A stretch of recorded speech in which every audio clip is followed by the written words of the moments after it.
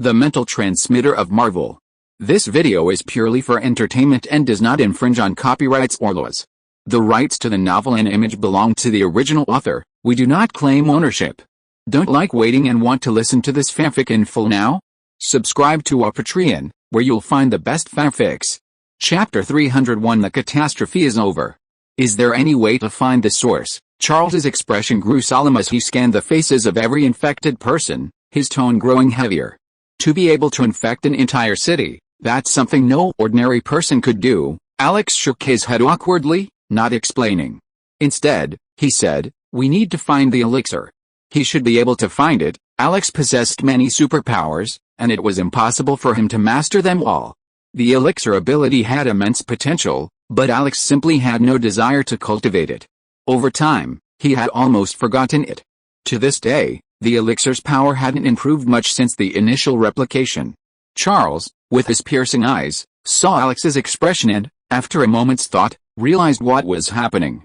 He nodded and chuckled, saying, "Thank you for the trip." Alex vanished in a flash, returning to Alex City. After searching, he finally found the elixir in the prison wing, where he was treating a prisoner. Outside the specially designed cell, Crystal was daydreaming out of boredom. Suddenly, she was alerted and turned her head to find Alex running towards her. She shouted in surprise, "Alex, you're back." Alex peeked at the situation in the cell, turned to look at Crystal, nodded as a greeting, and asked, "How long will it take?" He paused for a moment and added, "I have an emergency here and I need Lyndon's help." Who's in trouble? Crystal knew that Alex had gone on a mission with Charles and the others. When she heard Alex say that, she became worried, but not that strongly. Alex shook her head and explained, "Nothing's wrong. We just need elixir to help us find the source of the illness." Crystal was a little confused, but didn't dwell on it. She glanced at Elixir, who was still treating the prisoners, and after a moment's hesitation, she said, "It looks like it'll take about 5 minutes." Crystal wanted to help Emma, but there was much she couldn't do. At most, she could teach the X-Men's recruits, and then deal with emergencies like this one. She had elixir to bring to the prison to treat the sick mutants.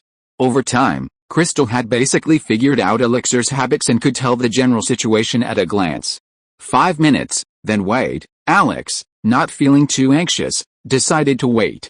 5 minutes was truly short, and Alex and Crystal chatted for a moment before it passed. After completing his treatment, Lyndon finally emerged from his cell. Seeing Alex, he asked, "Alex, what can I do for you?" Alex briefly explained the situation in New York, then inquired, "Lyndon, is it possible to find the source of the disease? Let's go to New York first." "I'm not sure yet." Lyndon frowned, and after a long pause, he spoke with uncertainty. Alex nodded without saying anything, and was about to initiate teleportation when Crystal stopped him.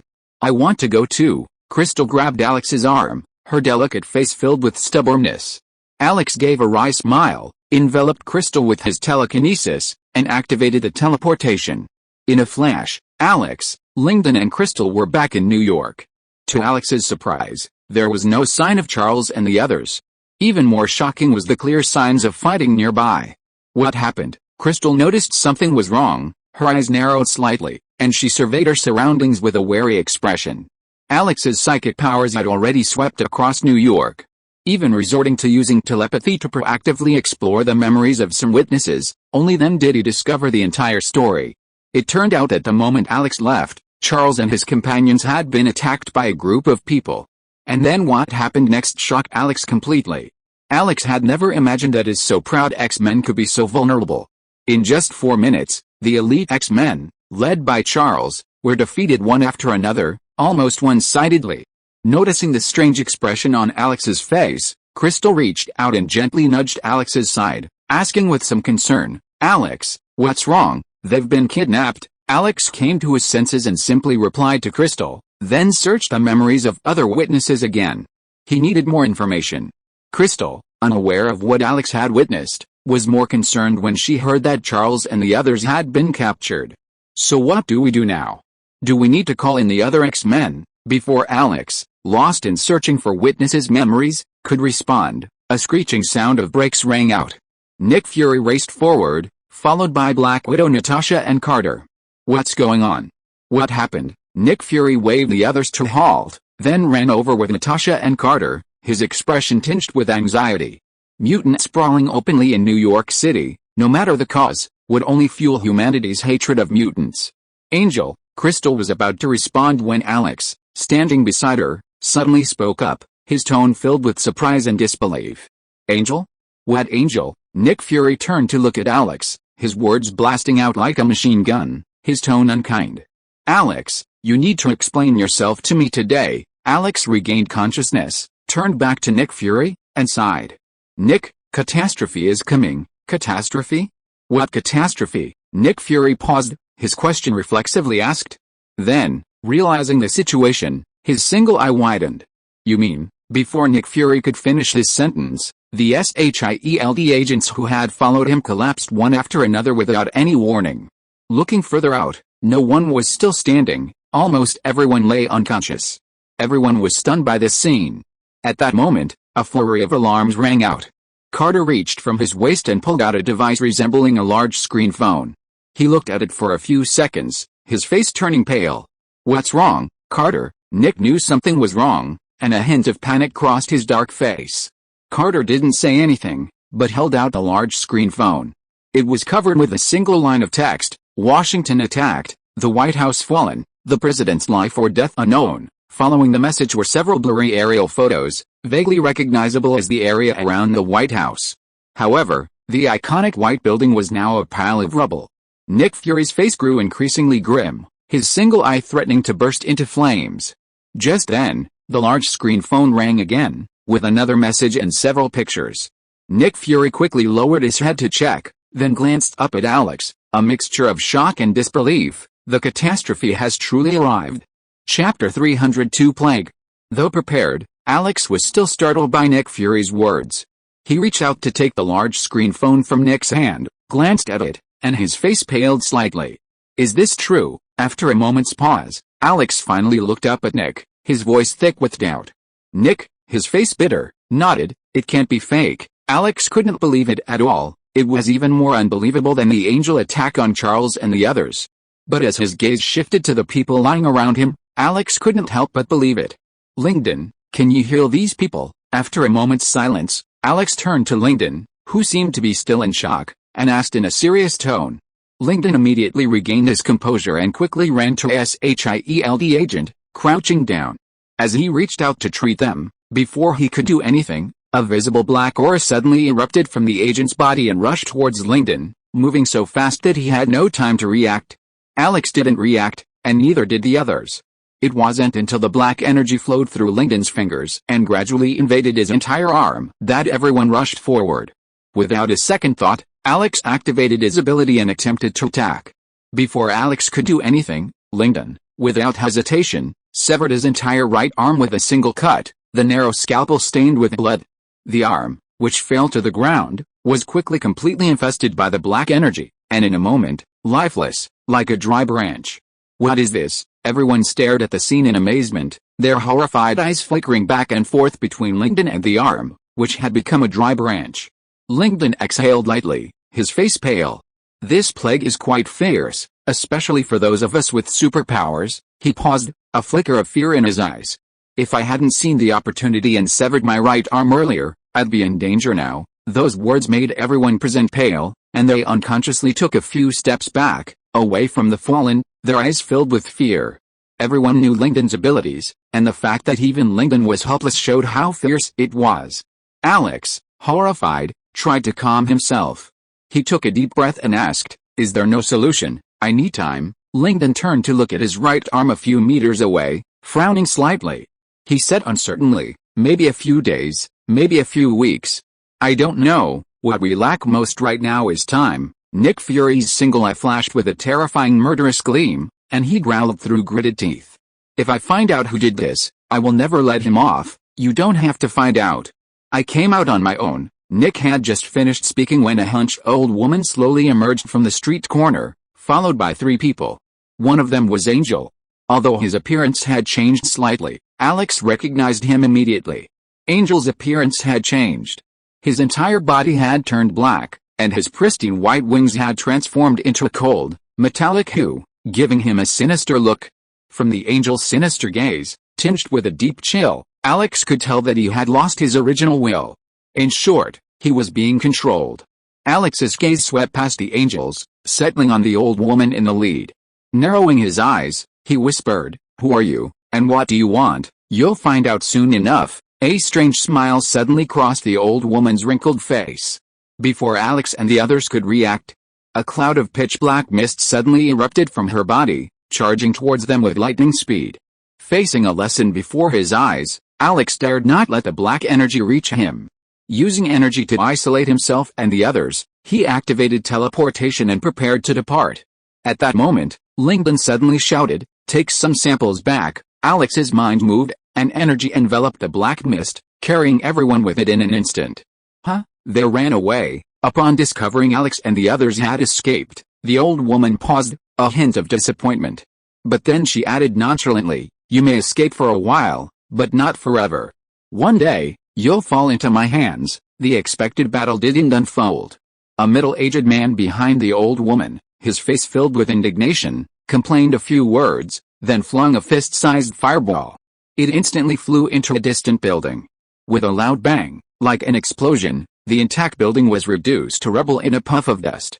"War, you'd better restrain your hands and feet." The old woman's face darkened at this, and she turned to look at the middle-aged man with a stern gaze. The middle-aged man, codenamed War, flinched, then quickly recovered, forcing himself to confront the old woman.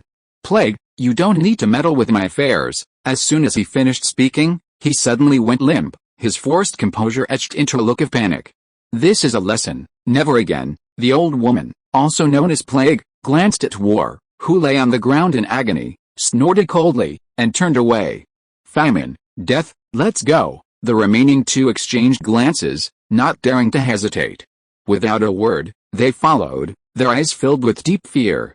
War, lying on the ground, struggled for a moment before finally rising. With a pleading look on his face, he quickly pursued the retreating Plague. Elsewhere, Alex, Nick, and the others returned to Alex City.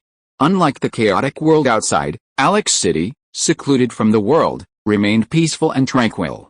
What happened? Emma hurried over to meet Alex and his group, their faces gloomy, bewildered. Lately, Emma had been preoccupied with the affairs of Alex City, paying no attention to news from the outside world, let alone what had just happened. Alex briefly recounted the events, then frowned as he began to ponder the culprit. From his earlier encounter with the Plague 4, although he couldn't telepathically ascertain their origins and motives, Alex was certain they weren't the real culprits, and there were definitely others behind them. Emma hadn't expected the world to turn upside down in the blink of an eye. She was momentarily stunned, and after a long pause, she subconsciously asked, "So what do we do now? I got the previous chapter title wrong, and I just realized it was supposed to be Catastrophe is Coming. Also, happy Singles Day everyone. I'm proud to be single." Chapter 303 The Real Murderer Appears. Emma's words stunned everyone present. They stared at each other, unsure how to respond. No one knew what to do, given the global crisis.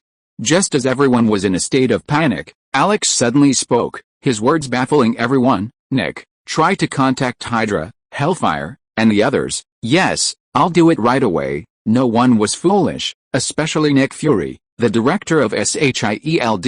He had been momentarily disoriented by the sudden turn of events, but now, slowly regaining his composure, he understood Alex's meaning, replied, and ran out. Watching Nick Fury disappear through the doorway, Alex turned back to Elizabeth and demanded sternly, "Elizabeth, you have 2 days to find a cure for the plague." The plague's effects were too potent. Humans had no resistance, any exposure would render them unconscious. Those with superpowers were even more vulnerable, even the slightest approach would be life-threatening.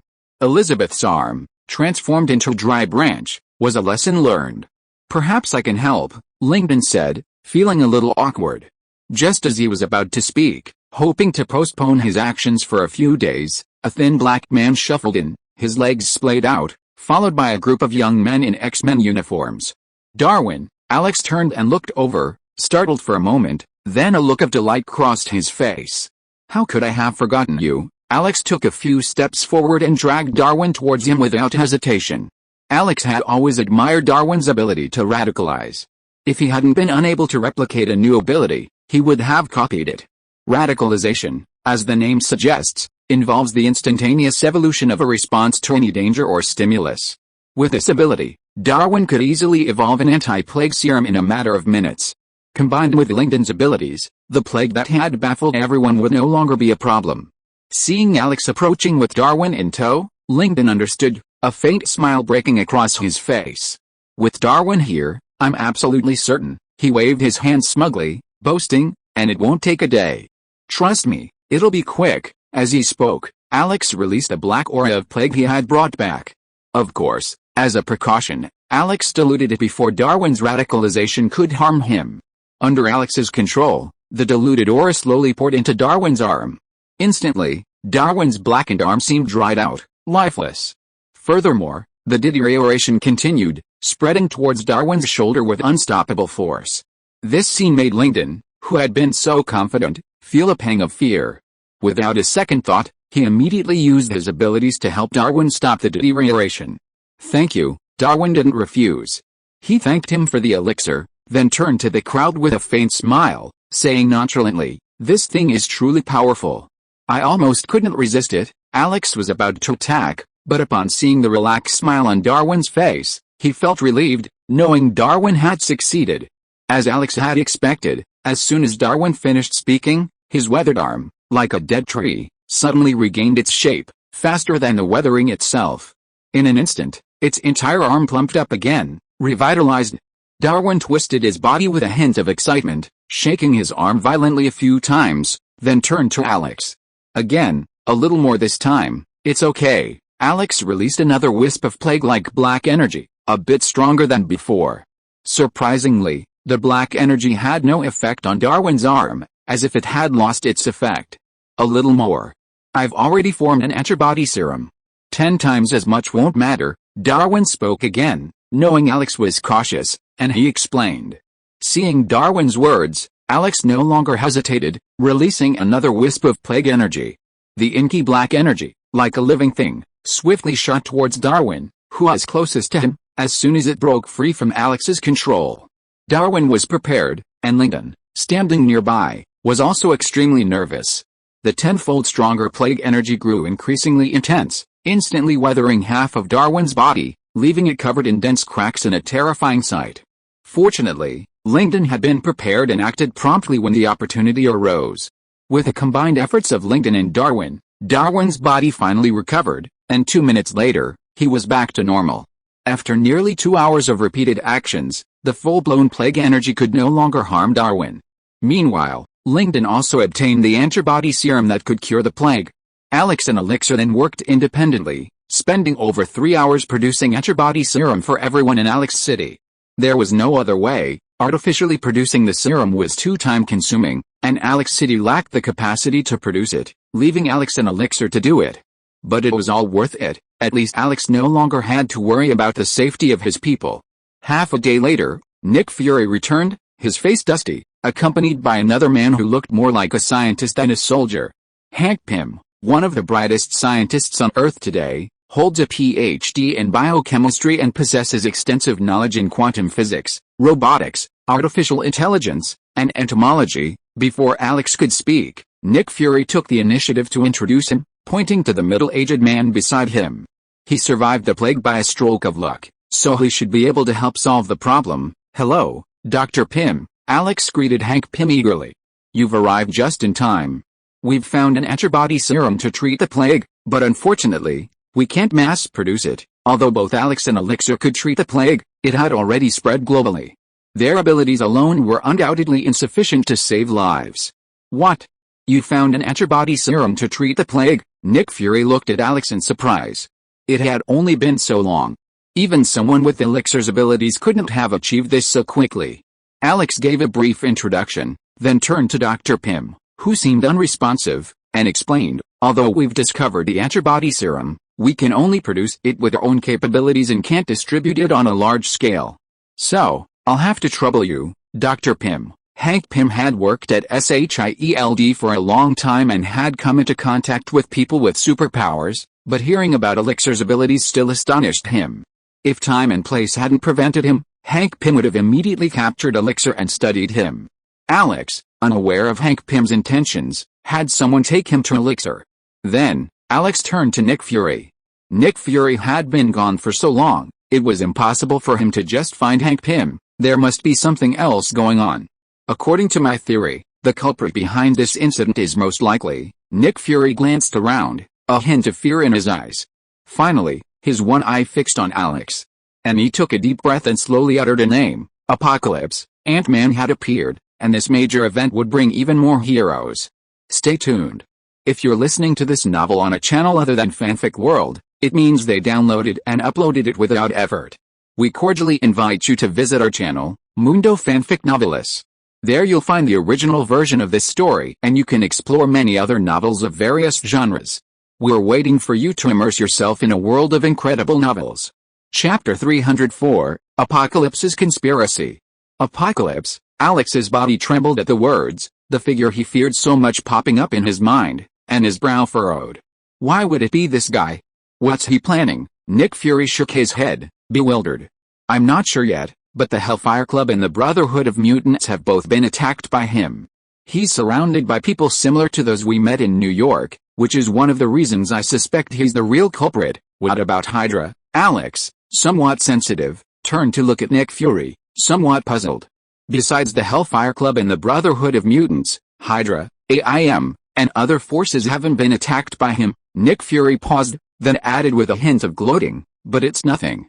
They were almost completely wiped out by the plague. Apocalypse is targeting mutants. Alex was startled, standing up abruptly, his expression contorted. Suddenly, a flash of inspiration struck him, and a sentence suddenly echoed through his mind. Submit or die? Or, be transformed into an apostle by me. These were the words Apocalypse had spoken to Alex during their battle on Mount Wandiger. At the time, Alex hadn't paid any mind to Apocalypse's threat. Apostle? Transform. Alex stood there, stunned, muttering the words repeatedly.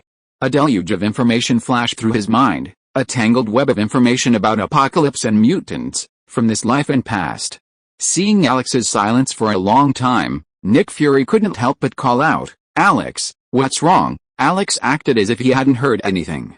A glint gradually brightened in his eyes, a hint of realization forming, but there was always a thin barrier between them, a barrier he couldn't penetrate.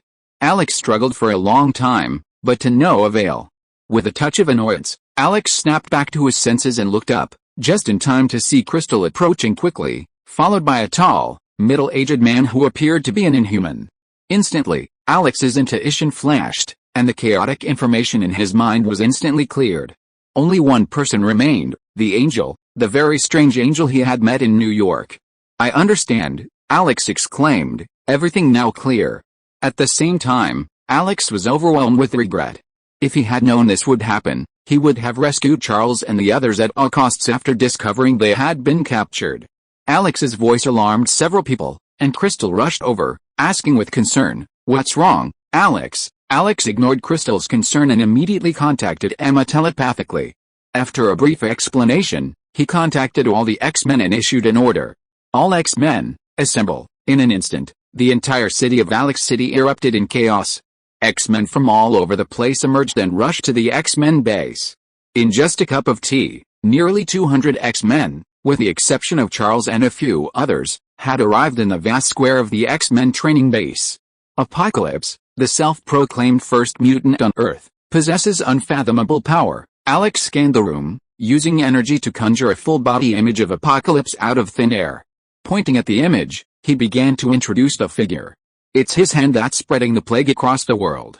He wants not only to annihilate humanity but also to enslave mutants. As he spoke, Alex repeated his trick, simulating two angels, one youthful with white wings, the other a cold, black, metallic figure. Maybe some of you have seen him. Warren Worthington III. A recent member of the X-Men, Alex said, pointing to the white angel. As many nodded in agreement, Alex pointed to the black angel next to him and said in a cold voice, but now, he's become like this. Many people were confused about what Alex was up to, and their sudden call for the X-Men and the subsequent presentation were baffled. However, after hearing Alex's words, many people came to their senses, their gazes shifting to the image of Apocalypse nearby. As expected, Alex's mind raced, and with a simmering anger, he pointed at Apocalypse's energy image and declared, yes, that's him. He transformed the angel into this, making him his puppet, to be used by him. Everyone understood, and for a moment, The crowd erupted in excitement. No one wanted to be another's puppet. Alex didn't try to appease him, but tilted his head slightly to glance at the sage a few steps away, his eyes questioning. The sage's expression remained stoic, his voice barely perceptible, nodding. Nick Fury, standing beside the sage, witnessed the exchange between Alex and the sage, and the strange feeling within him intensified. He glanced at Alex on the stage, then back at the sage. "What else did you do?" Without allowing the sage to evade, he added, his tone stern. "If it was to galvanize the X-Men's fighting power, he wouldn't have had to do this. This is a live broadcast. The Hellfire Club and the Brotherhood of Mutants will be receiving it." The sage hesitated, explaining, then regaining his composure. Nick Fury was slightly startled, then turned to look at Alex, who was shouting loudly on the stage, and couldn't help but laugh. Apocalypse's power was clear to all. Under such circumstances, the Hellfire Club and the Brotherhood of Mutants, despite their reluctance, were forced to unite all forces, including the House of Mutants, led by Alex. Alex's actions, besides warning the Hellfire Club and the Brotherhood of Mutants, were likely motivated more by publicity and blatant solicitation. It's conceivable that many within the Hellfire Club and the Brotherhood of Mutants would have had some doubts, especially those who had witnessed Alex's bravery. Furthermore, the House of Mutants now possessed antibodies and was immune to the plague, while others lived in fear. This, in turn, would encourage even more people to join the House of Mutants. After all, those truly willing to sacrifice their lives for their own factions were few and far between. After a while, Alex finally came down. The live stream ended, and now it was time for the real action. "Well done, Alex," Nick Fury greeted Alex with a smile as he arrived. Without waiting for Alex to speak, he changed the subject and asked, "What are we going to do now? We don't know where they are." The intelligence networks of all the major forces had been severely damaged, making it impossible to locate Apocalypse and the others. "No, they'll find us on their own," Alex said with a relaxed smile and a nonchalant shrug. Nick Fury thought about it and realized that this was indeed the case. Alex was an excellent bait. Apocalypse would never let a powerful puppet like Alex go. "Let's go to New York," Alex called out, his telekinesis enveloping all the X-Men, bringing them to New York in an instant. However, to avoid surprise, Alex had hidden 90% of them. Chapter 305 Mr. Sinister. Why aren't they coming yet? Alex and the X-Men waited in New York for over half an hour, but the city, seemingly a dead zone, remained completely silent. The Apostles hadn't even appeared, let alone Apocalypse, the one behind the scenes. Nick Fury turned and surveyed his surroundings, sighing softly before saying with a wry smile, "Maybe he's not interested in you." Alex rolled his eyes, frustrated, but helpless. Apocalypse and his apostles wouldn't come out, and there was nothing he could do. "Forget it, let's just stop hiding." After another 10 minutes and still no sign, Alex gave up hiding and released the rest of the X-Men. He turned to look at Elixir, who had followed him. "Since we have nothing better to do, let's save as many people as we can." Seeing Alex and Elixir busy rescuing people, the X-Men looked at each other in bewilderment. They couldn't just stand by and watch, so they joined in, running around the city, gathering up the fallen humans to make it easier for Alex and Elixir to rescue them. Alex and Elixir were quick and painless in their rescue efforts. Basically, they could heal someone in seconds with a simple touch of their hand. However, this type of treatment was quite energy-intensive and mentally demanding. Elixir, unlike Alex, worked non-stop for an hour before having to rest. Alex, on the other hand, remained energetic. As the sky darkened, more and more humans were rescued. These newly awakened humans were unaware of what had happened and instinctively avoided Alex and the other X-Men. There was no other way. Many of the X-Men had strange appearances, making them instantly recognizable as mutants. However, Alex didn't deliberately hide these individuals, he even deliberately made them appear more frequently, hoping to gain some respect among the humans. Nick Fury, aware of Alex's intentions, didn't explain the reason for their coma to the humans, simply stating that it was a global plague. "Alex, are we just going to wait like this?" Crystal, who had been staying by Alex's side, initially interested, now grew restless. Of course, this also had to do with her health. Crystal couldn't stay in human society for long. The heavily polluted human world would constantly erode her body. While not life-threatening, it would make her feel extremely uncomfortable. Alex glanced sideways at Crystal and waved his hand, casting an energy shield around her, isolating her from the outside world.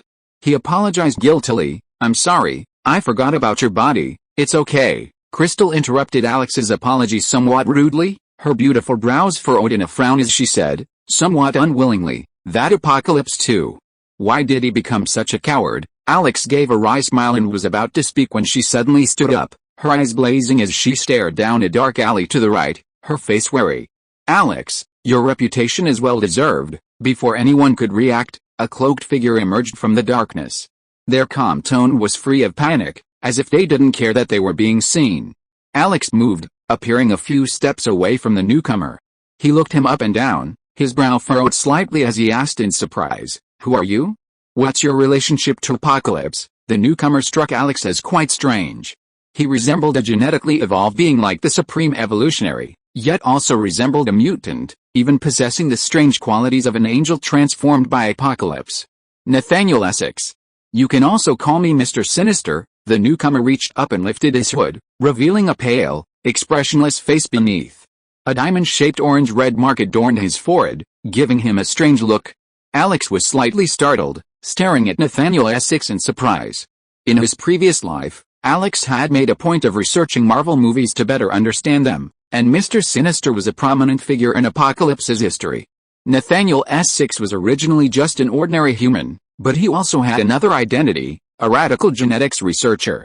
When Darwin proposed the theory of evolution, he also proposed another theory: a large population of mutants would appear on Earth in the near future. Nathaniel Essex was proven correct, but his theory was refuted by everyone at the time. Due to an accident, Nathaniel Essex encountered the suddenly awakened Apocalypse. Apocalypse's unpredictable abilities had to be admired. Apocalypse actually transformed Nathaniel Essex into a new, complete form with superpowers, which is now Mr. Sinister. Alex didn't know much, as much was just scraped together. He vaguely remembered that Mr. Sinister was indeed an apostle of Apocalypse at the beginning, but later seemed to have betrayed him. "What do you want to do?" Alex asked with a hint of curiosity, recalling the little information he had about Mr. Sinister. Alex didn't sense any malice from Mr. Sinister. Mr. Sinister glanced at the wary faces behind Alex, his lips curled slightly as he spoke slowly with a hint of disdain. "I know Apocalypse is there." Alex was delighted at first, then frowned.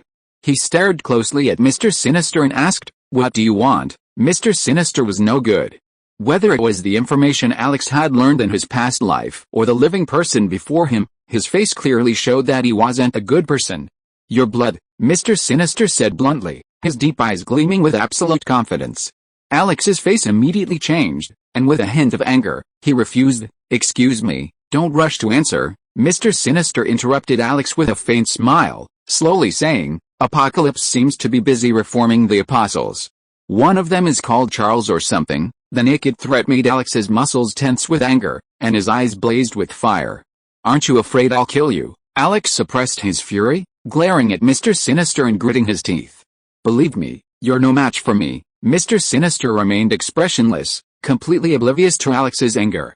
He slowly said, "I'm no match for anyone who can fight Apocalypse on equal terms." After a moment, he calmly spoke again, "My death wouldn't matter, I'm just afraid of your friends." Alex was furious, but he had no way to deal with Mr. Sinister. Telepathy was completely useless against him. Apocalypse was about to strike when I arrived, and it's been half a day. Time waits for no one. Just as Alex was considering other options, Mr. Sinister spoke again. Alex's face darkened, and he glared at Mr. Sinister with fury. "You?" Mr. Sinister had emerged. "Try to guess who'll appear next. Here's a heads up, a future X-Men character." Chapter 306, Apocalypse's Methods.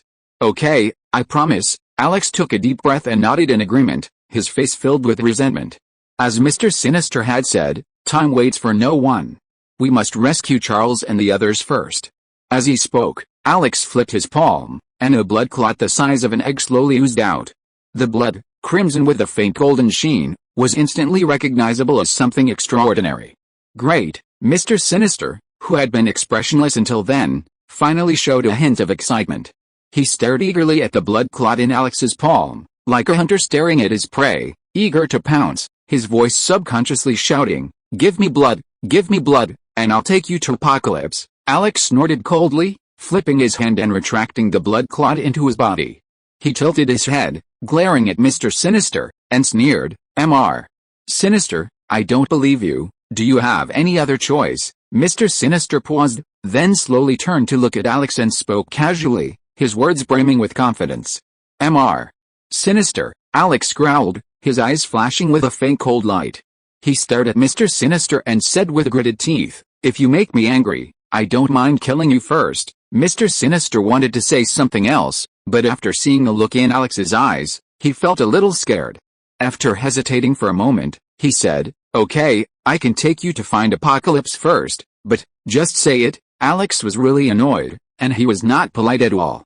He thought to himself that after this, he must tear Mr. Sinister into pieces. Mr. Sinister didn't expect Alex to be so arrogant. He actually regretted it. Was it too dangerous for him to cooperate with Alex?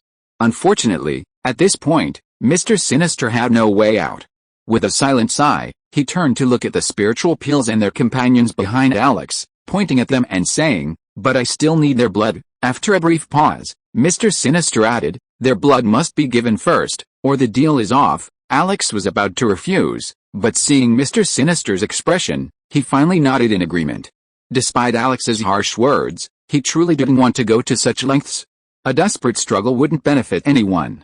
After signaling the spiritual peels and their companions to contribute several blood samples, Alex handed them to Mr. Sinister, threatening him at the end, "Don't try to play tricks, or I'll kill you. Don't worry, I'm a man of principle." With a wave of his hand, Mr. Sinister turned and took off.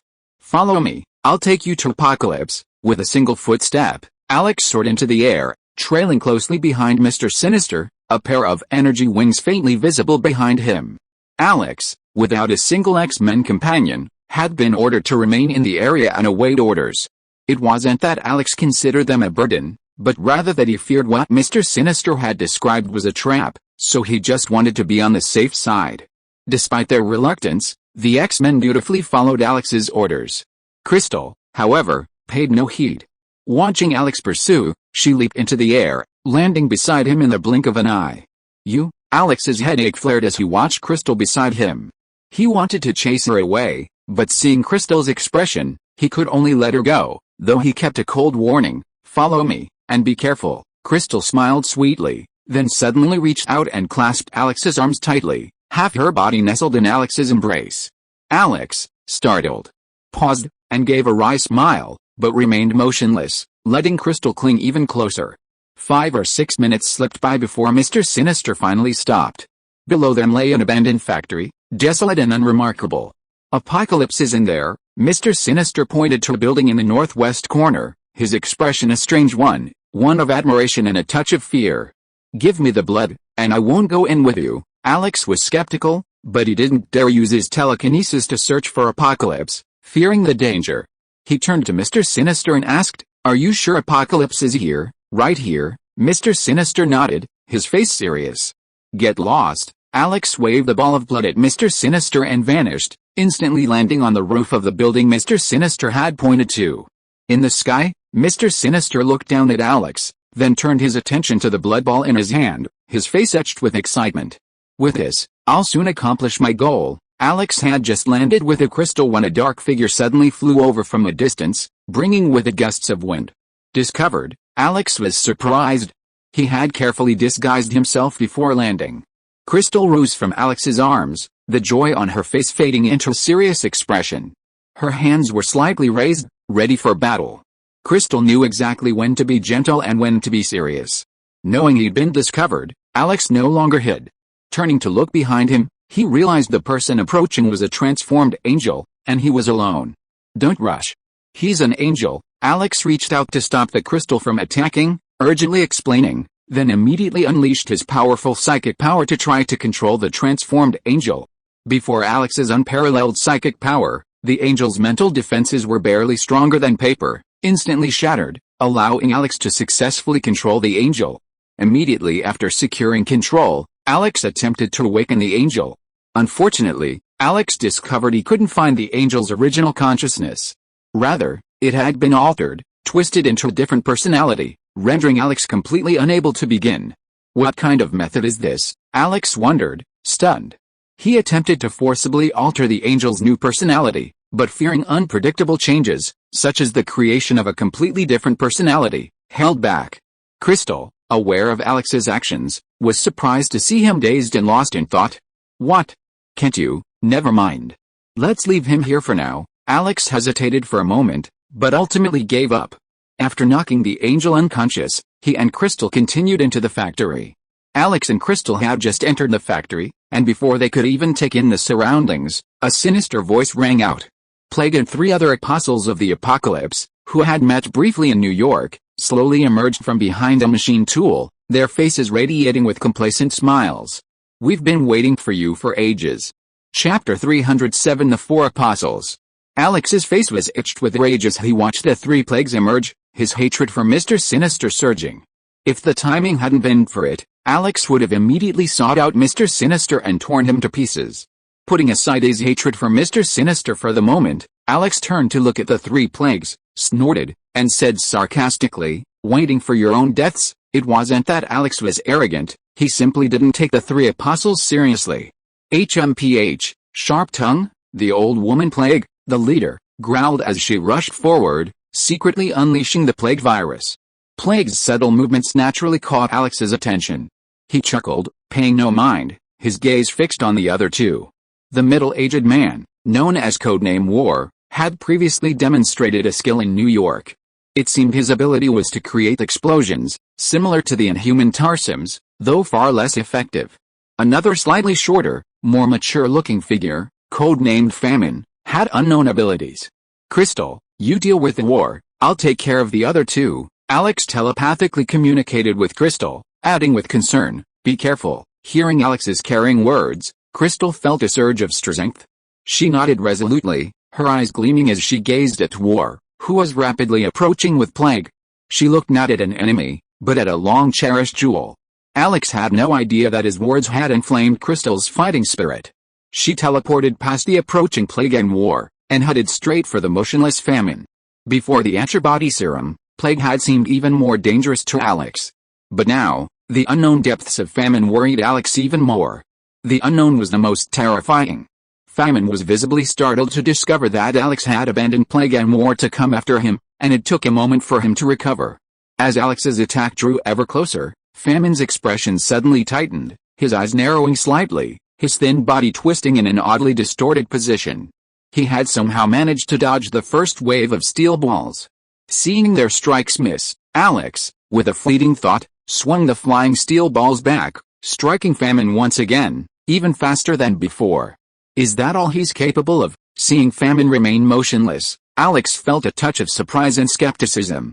He didn't believe the apostle, painstakingly engineered by Apocalypse, was capable of this.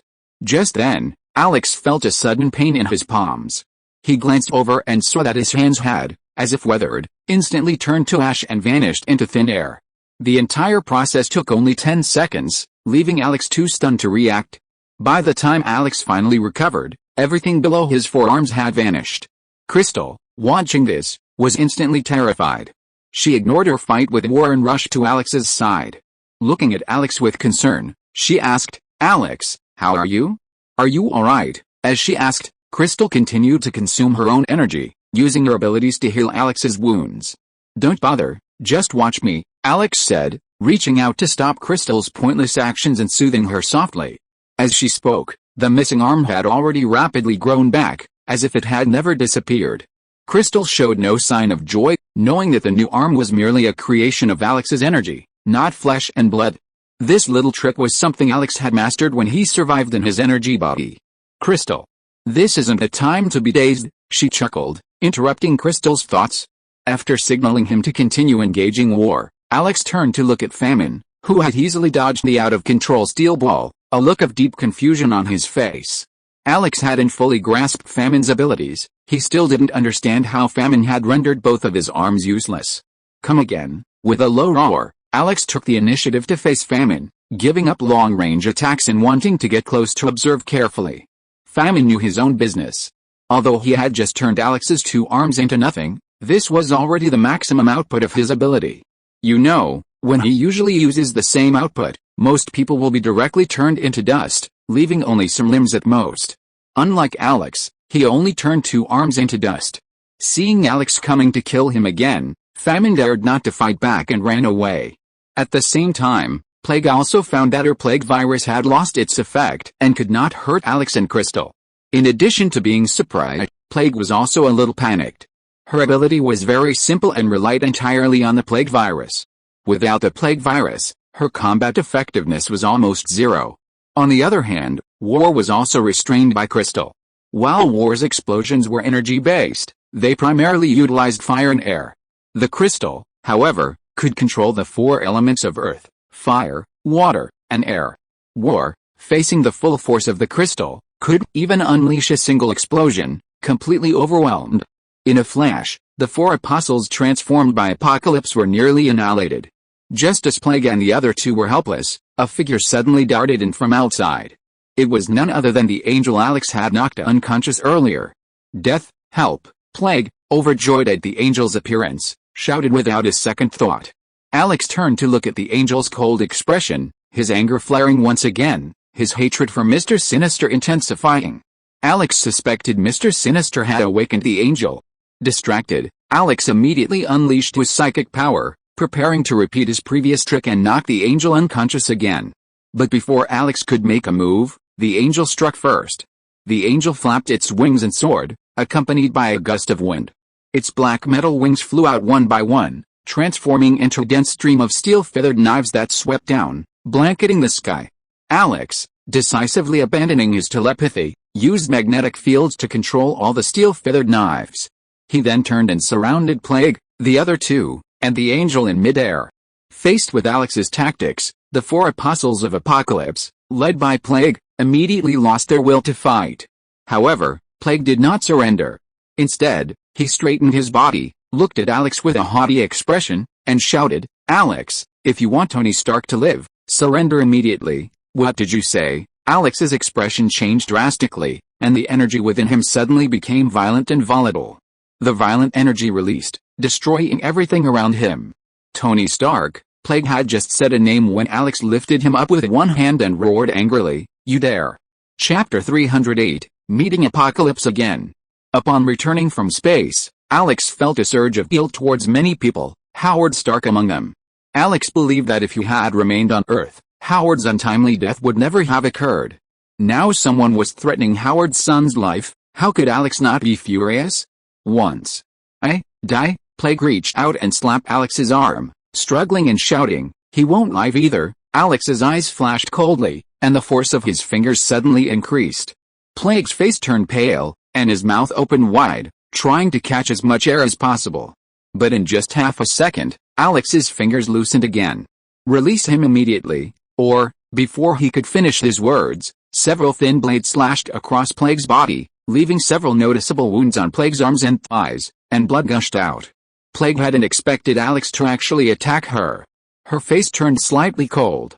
Just as she was about to shout something, she suddenly noticed Alex's murderous expression.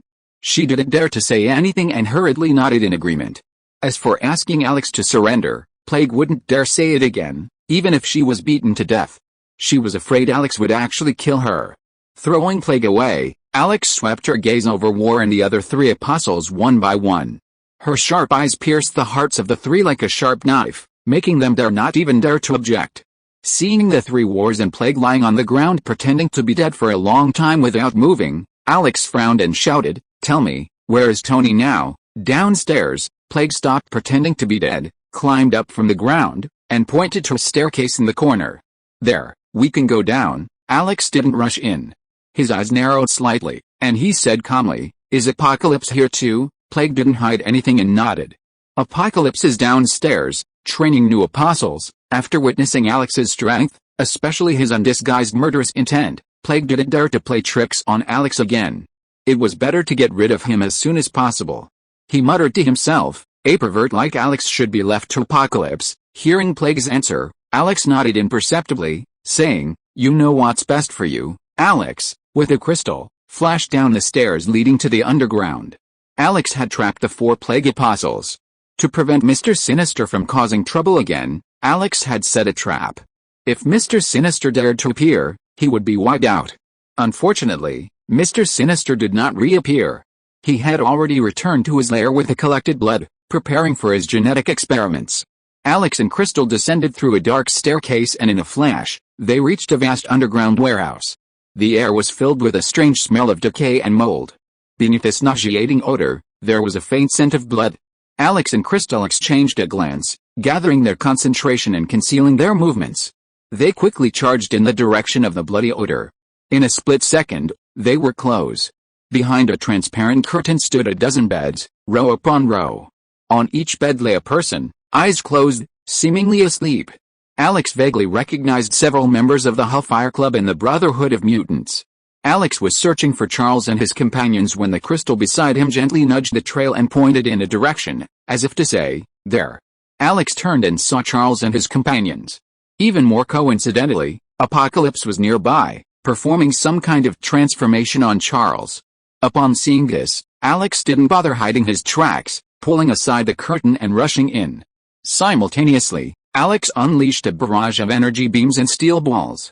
Alex's attack was ineffective.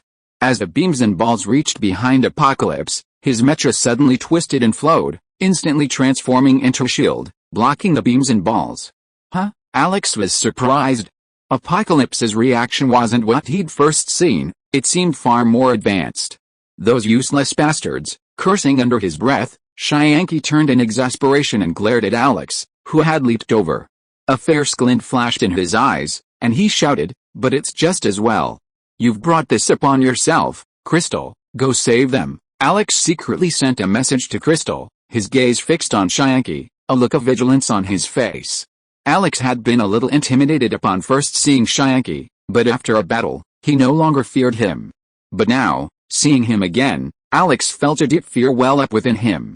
His intuition told him that the Xianqi before him had become even more formidable. "Since you're here, stay." With a low growl, Xianqi took the lead, extending one arm rapidly.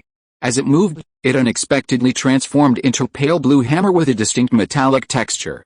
The massive hammer had measured 2 meters square, stirring a fierce gust of wind that blew away the surrounding beds. Apocalypse has countless abilities, but this one is his most frequently used one. It's also one of the few that could pose a threat to Alex. Even with his energy-devouring power, Alex didn't dare take the blow head-on. He might be crushed before he could absorb the kinetic energy. Of course, the most likely scenario was that Alex would be sent flying, which was to be expected. In a flash of thought, Alex chose to dodge, teleporting directly behind Apocalypse. His hands transformed into 2 giant pythons, entangled Apocalypse. Alex had learned this move from Apocalypse, who had nearly captured Alex with it. However, Alex also found a blessing in disguise, achieving a breakthrough in his copying abilities. Alex didn't expect to kill Apocalypse. Their similar abilities meant they couldn't completely defeat each other. At most, they could trap each other for a while, at least for now. Alex's most important goal this time was to rescue Charles and the others. This move was somewhat unexpected by Apocalypse.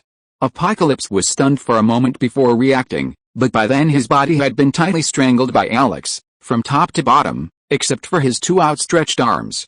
"Showing off your skills in front of an expert," Apocalypse shouted with a mocking tone. His violently squeezed body suddenly expanded rapidly like an inflated balloon, and Alex's strangled arms were gradually stretched open. Alex was shocked. Apocalypse's strength was surprisingly great, and his ability to respond to emergencies was even more extraordinary. After barely holding on for a few seconds, Alex had to let go of his arms. It was useless to hold on any longer. Fortunately, in this short period of time, Crystal had already rescued most of the people. However, Tony Stark was not among them. Chapter 309 Tony's News. Crystal didn't spot Tony Stark, and she grew anxious. She knew Alex's concern for him. After another thorough scan, still no sign of Tony, Crystal quickly turned and shouted to Alex, "Alex, there's no Tony. What did you do to Tony?" Alex's face darkened. His hands, which had just loosened, instantly entangled him again. Under Alex's control, the steel balls transformed into fine needles, raining down upon Apocalypse's head. Apocalypse roared, and a surge of energy erupted from his body like a wave, sending Alex flying. "Tony? That human?" Apocalypse flipped his hand and sent Alex flying. He glanced at Charles and the others Crystal had rescued, a strange smile on his face, and said nonchalantly, "Sorry, you're late." Alex's initial reaction was anger, but it quickly gave way to deep bitterness and fear. At that moment, Alex finally understood the power of butterfly wings, and finally understood why Observer Otto had been trying to stop him from interfering with this world. With Tony dead, would a world without Iron Man still be Marvel? Seeing Alex's sudden ecstasy, Apocalypse showed no sign of retreating. With a low roar, his two hands, transformed into giant hammers, slammed together, with Alex standing right in the middle.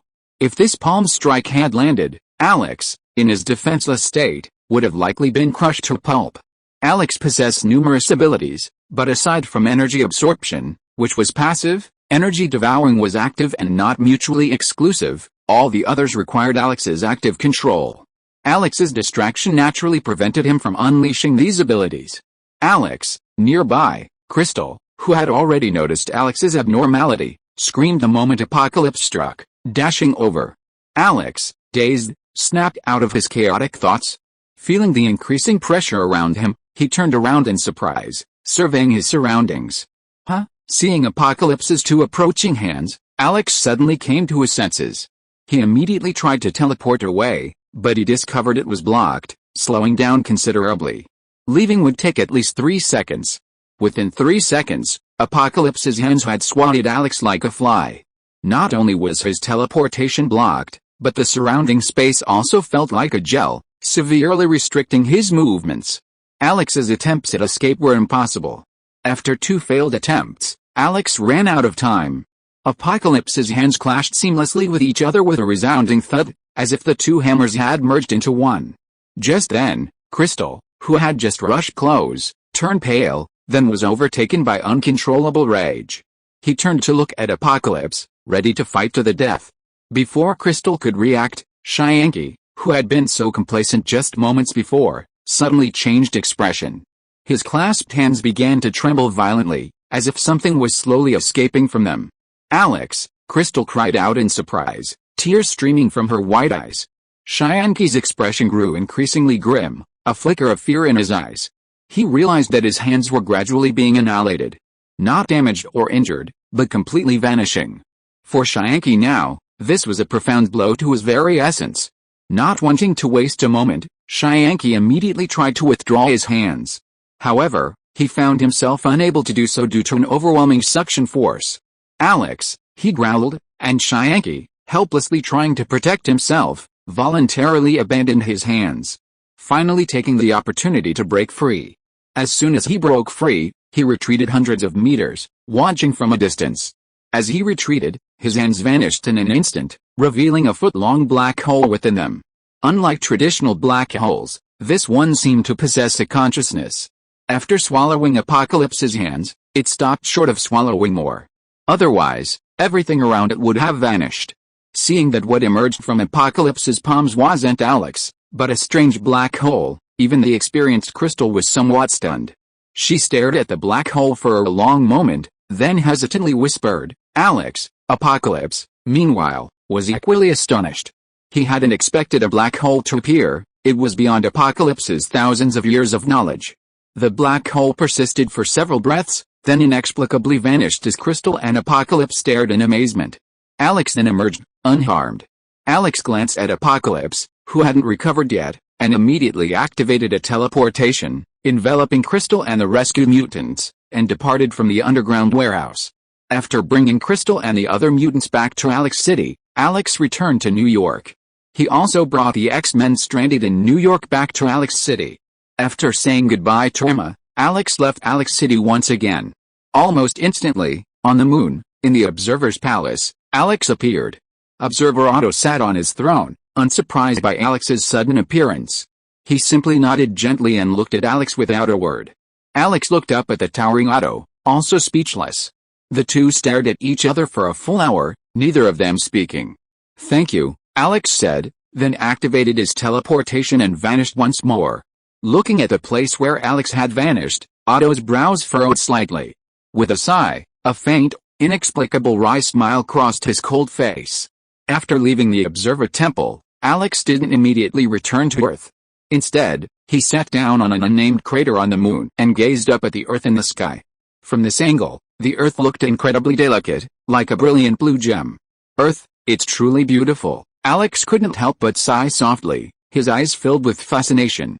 While Alex sat on the moon, gazing at Earth, in New York, Apocalypse emerged from the underground warehouse and released the 4 trapped apostles. Seeing Apocalypse emerge, Plague couldn't help but flash a hint of joy.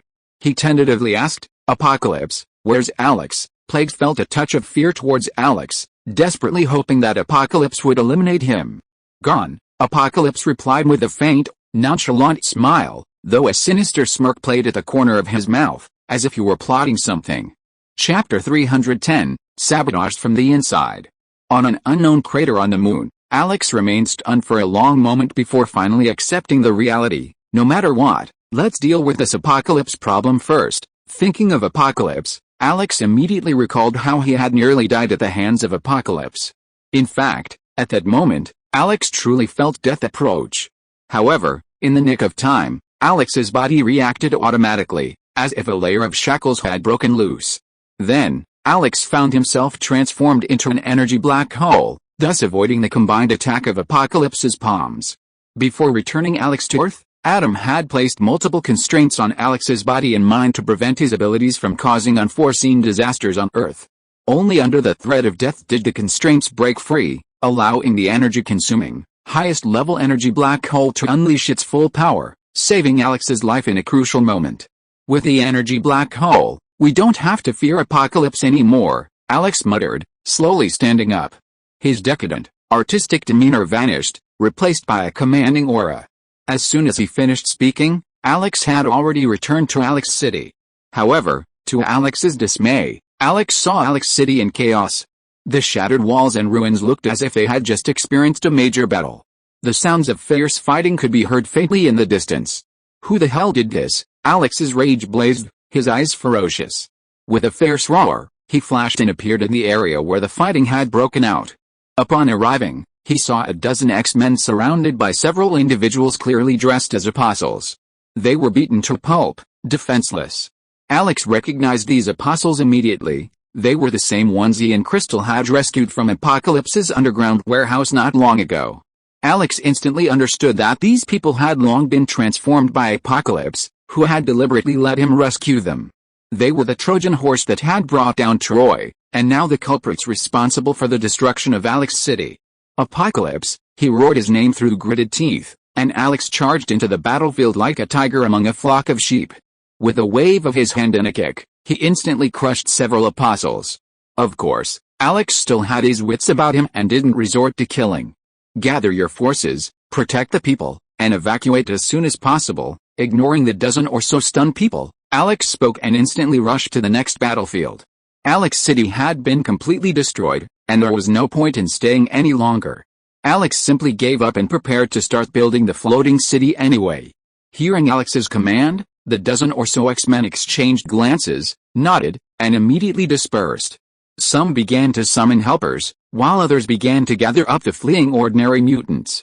Alex charged forward, quickly dispatching waves of altered mutants before finally running into trouble. Seeing Charles, clearly losing his mind, before him, Alex felt a wave of anxiety. With any other mutant, Alex could defeat them in a variety of ways, then use his powerful psychic powers to control them, or at least stun them with a single psychic attack. But Charles was different. While his other abilities were weak, easily defeated by a single flick of Alex's finger, his psychic powers were immense, making him unfazed by Alex's attacks. As Alex watched Charles, lost in thought, a sinister smile flashed across his sullen face. As if on command, the 7 other altered mutants around him rushed towards Alex, their attacks followed in rapid succession. In the moment of energy fluctuation, Alex regained consciousness, easily dodging the attacks and teleporting to Charles's side. Undoubtedly, of the 8 altered mutants, Charles was the sole leader and the most formidable. Alex successfully appeared beside Charles, but before he could attack him, a red energy beam, the thickness of his arm, shot towards him. It came from the modified Alex. Alex didn't dodge or evade, as this level of energy attack had no effect on him. In a flash, however, the red energy beam had already struck Alex's waist, packing an unimaginable force. Alex hadn't anticipated this. The original energy beam wasn't capable of such power. Alex's body absorbed the energy of the beam, but the impact wasn't easily dissipated. Compared to pure energy, energy absorption is less effective at absorbing kinetic energy and other energies. Coupled with Charles's mental interference, Alex couldn't activate his abilities smoothly. Nearly 3 levels of kinetic energy weren't absorbed instantly, and the powerful impact sent Alex flying. Simultaneously, the attacks of the other modified mutants followed suit, swarming onto the hurled Alex. Fortunately, Alex had regained control of himself and immediately deployed various defensive measures, avoiding injury. Though uninjured, Alex's face was ashen, not because he'd been beaten so badly, but because he found himself at a loss for words against the mutants led by Charles. Charles, like a master strategist, orchestrated the 8 men as a single entity. Attacking anyone would be met with a barrage of attacks from the other 7. These attacks might not harm Alex, but they could stall him, preventing him from moving forward, as just now. Of course, if Alex truly intended to kill, Charles and his 8 men wouldn't be able to stop him. Alex's strength was no joke, but unfortunately, that wasn't going to happen. Charles wouldn't let Alex vacillate and ponder. The moment Alex escaped, he launched a relentless barrage of attacks, even though they were incapable of harming him. After a brief stalemate, just as Alex was about to abandon Charles and the others to go after Apocalypse and the others, countless figures suddenly descended from the sky, leading the way, the red-haired Medusa. Medusa, what are you doing here? Alex turned to look at Medusa and the many heavily armed mutants around her, feeling a mixture of surprise and anticipation. Medusa glanced around and nodded as a greeting, then turned to look at the mutants, some of whom had been transformed beyond recognition, with a look of disdain. With a cold snort, she said, "Stop talking nonsense. Let's deal with these problems first." As she spoke, Medusa's waist-length hair suddenly grew rapidly, reaching several meters in an instant. Then, like a flying dragon, it roared towards Charles and the others. Alex was delighted at first, but then he was horrified by Medusa's ruthless actions. He hurriedly shouted, "Be gentle, don't kill them." Worried that Medusa and the other Inhumans weren't paying attention, Alex quickly added, "They're all our own people, accidentally transformed into this." "I know, don't waste time," Medusa interrupted him impatiently before Alex could finish. She had already rushed to Charles, ready to attack. Alex smiled bitterly, glanced at the other Inhumans, and then joined Medusa's team to fight back. If you're listening to this novel on a channel other than Fanfic World, it means they downloaded and uploaded it without effort. We cordially invite you to visit our channel, Mundo Fanfic Novelis. There you'll find the original version of this story and you can explore many other novels of various genres. We're waiting for you to immerse yourself in a world of incredible novels. Chapter 311, The Army of Apocalypse. As Alex and Medusa teamed up to battle the transformed Charles and his companions, another group appeared outside Alex City. A massive crowd, numbering over 1,000, led by none other than Apocalypse and his 4 apostles. It's incredible. Such a magnificent city exists atop this mountain. Apocalypse had lived for thousands of years and seen countless vast fortresses, but he had never seen anything quite like Alex City. If it weren't for an insider, Apocalypse would never have imagined that the mutant family's lair was located atop Mount Everest. Hearing Apocalypse's exclamation, Plague behind him let out a strange laugh and coughed, saying, "In that case, let's take this city." Apocalypse was tempted, but after a moment's hesitation, he shook his head and said, "Forget it. Let's destroy the city." Alex City was a good thing, world-class in both seclusion and grandeur, but its location was awkward, making it unsuitable for Apocalypse, who aimed for global domination. Apocalypse finished his words and waved his hand, and behind him, thousands of soldiers roared into Alex City. Alex City had been breached from within, its cloaking device destroyed long ago, and now even its protective shield had vanished. Most of the X-Men were dispatched to hunt down the culprits. Alex City was now like a stripped-down woman, open to anyone. In the ruins of Alex City, Alex and Medusa gasped for breath, their faces slightly exhausted. Around them, Charles and others lay unconscious, bruised and battered. "This guy's a real pain in the ass," Medusa glared fiercely at the sprawled Charles, muttering a low complaint. She turned back to Alex, a hint of worry on her face. "If the other apostles are like him, I think we'd better retreat." Alex, having recovered somewhat after a moment's rest, chuckled, shook his head, and said, without further explanation, "Charles is different." Charles's performance in this battle had impressed Alex. He knew the X-Men would surely flourish under his leadership.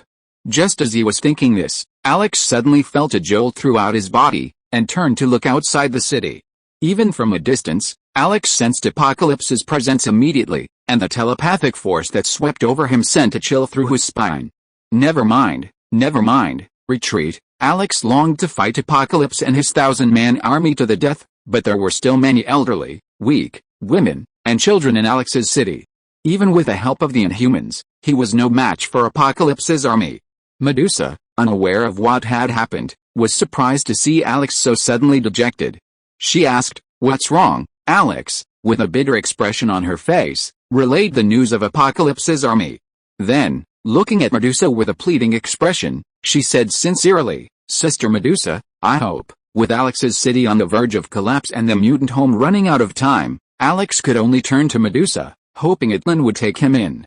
Before Alex could finish, Medusa waved her hand, interrupting him. "I know what you want to say, but..." Medusa wanted to help Alex, but the rules of Atlan and the Inhumans made it difficult for her to agree. Never mind, at worst, a fight. Alex shook his head, turning to look outside Alex's city. His face gradually grew colder, and a frightening, menacing aura emanated from him. While the army of Apocalypse's apostles was formidable, the mutant home was not completely defenseless. Medusa, slightly embarrassed and determined, gestured towards the aliens around her.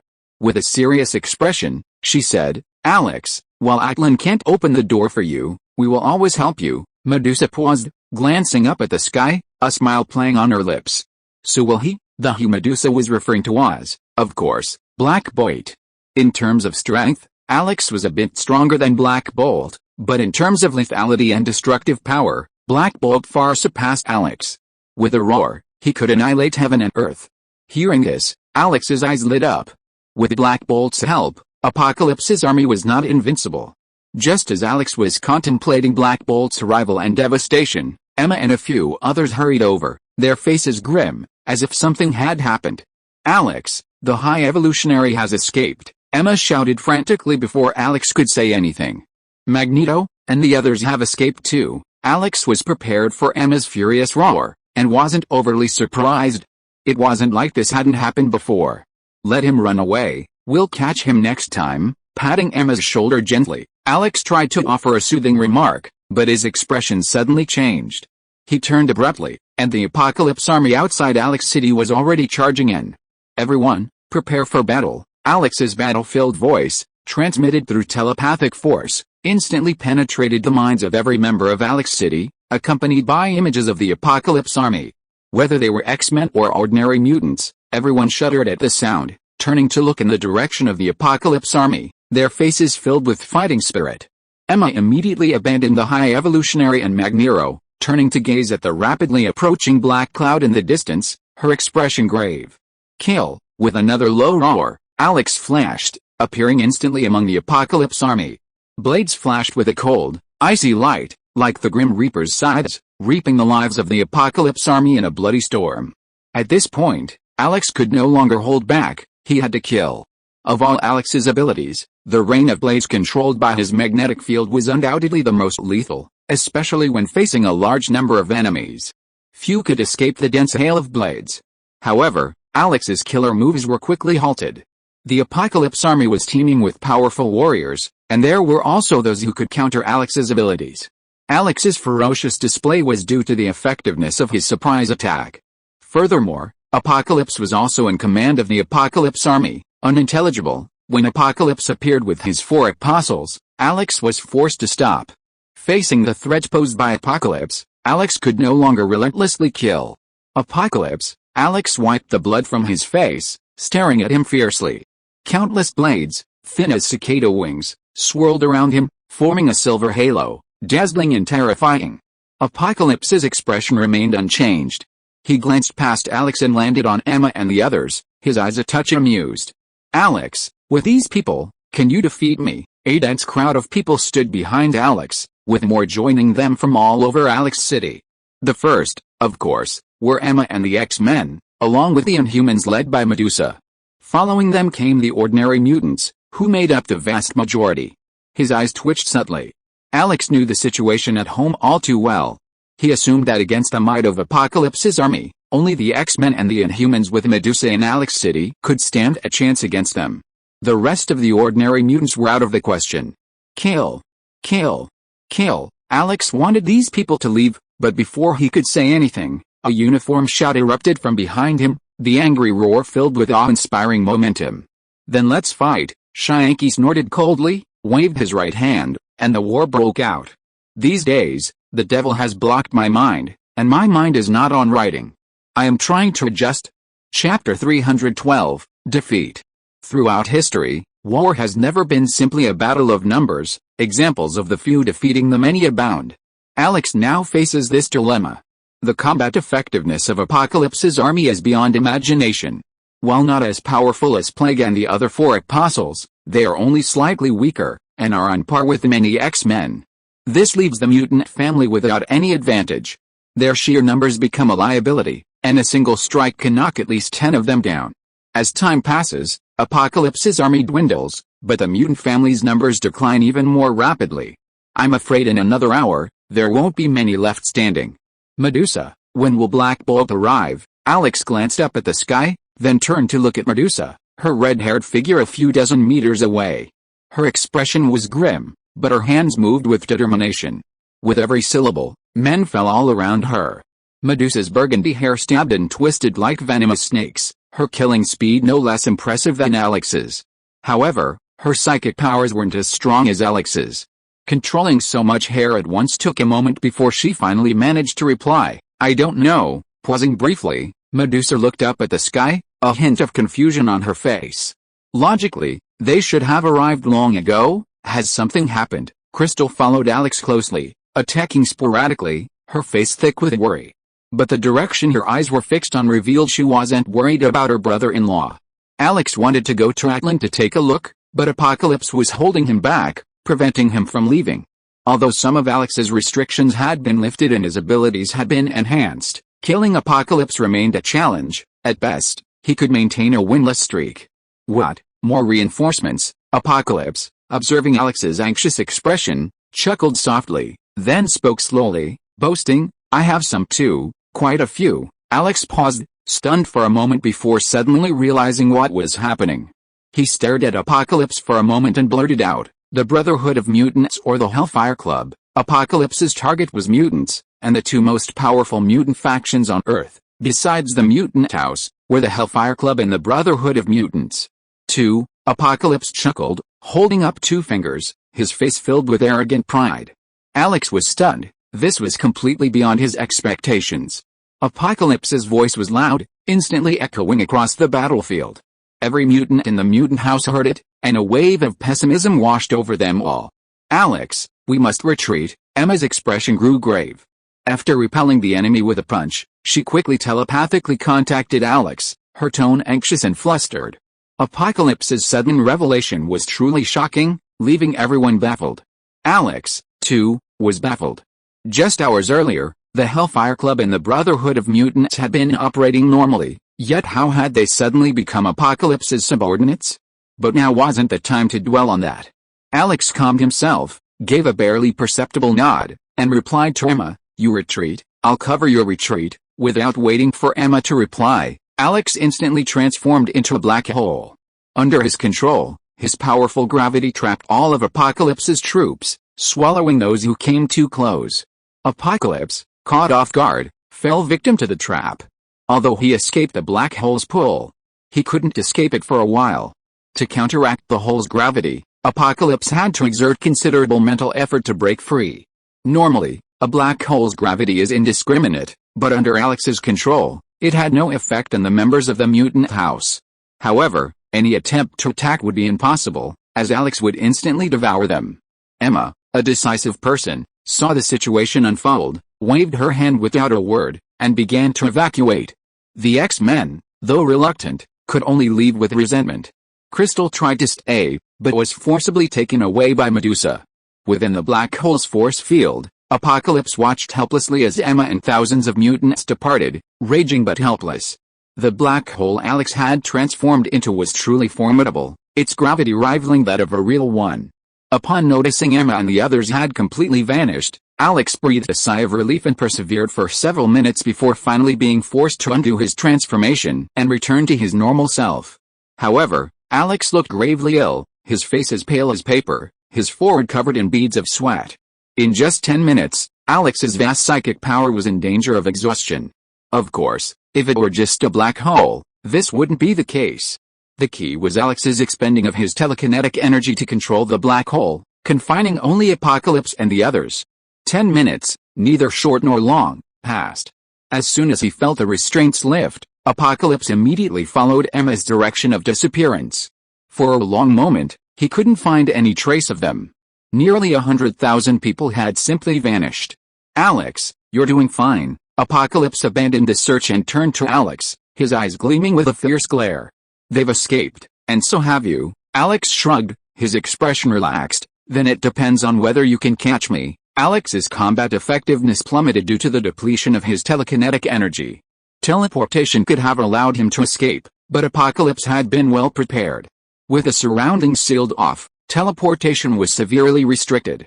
Alex, however, wasn't worried, as he still had a special move. While it couldn't kill Apocalypse, it was enough to protect himself. Apocalypse snorted coldly, and without a single command, the surviving Apocalypse troops turned their fire and attacked Alex. Instantly, Alex was enveloped in a violent energy, filled with countless explosions and rumbles, making it impossible to discern what was happening inside.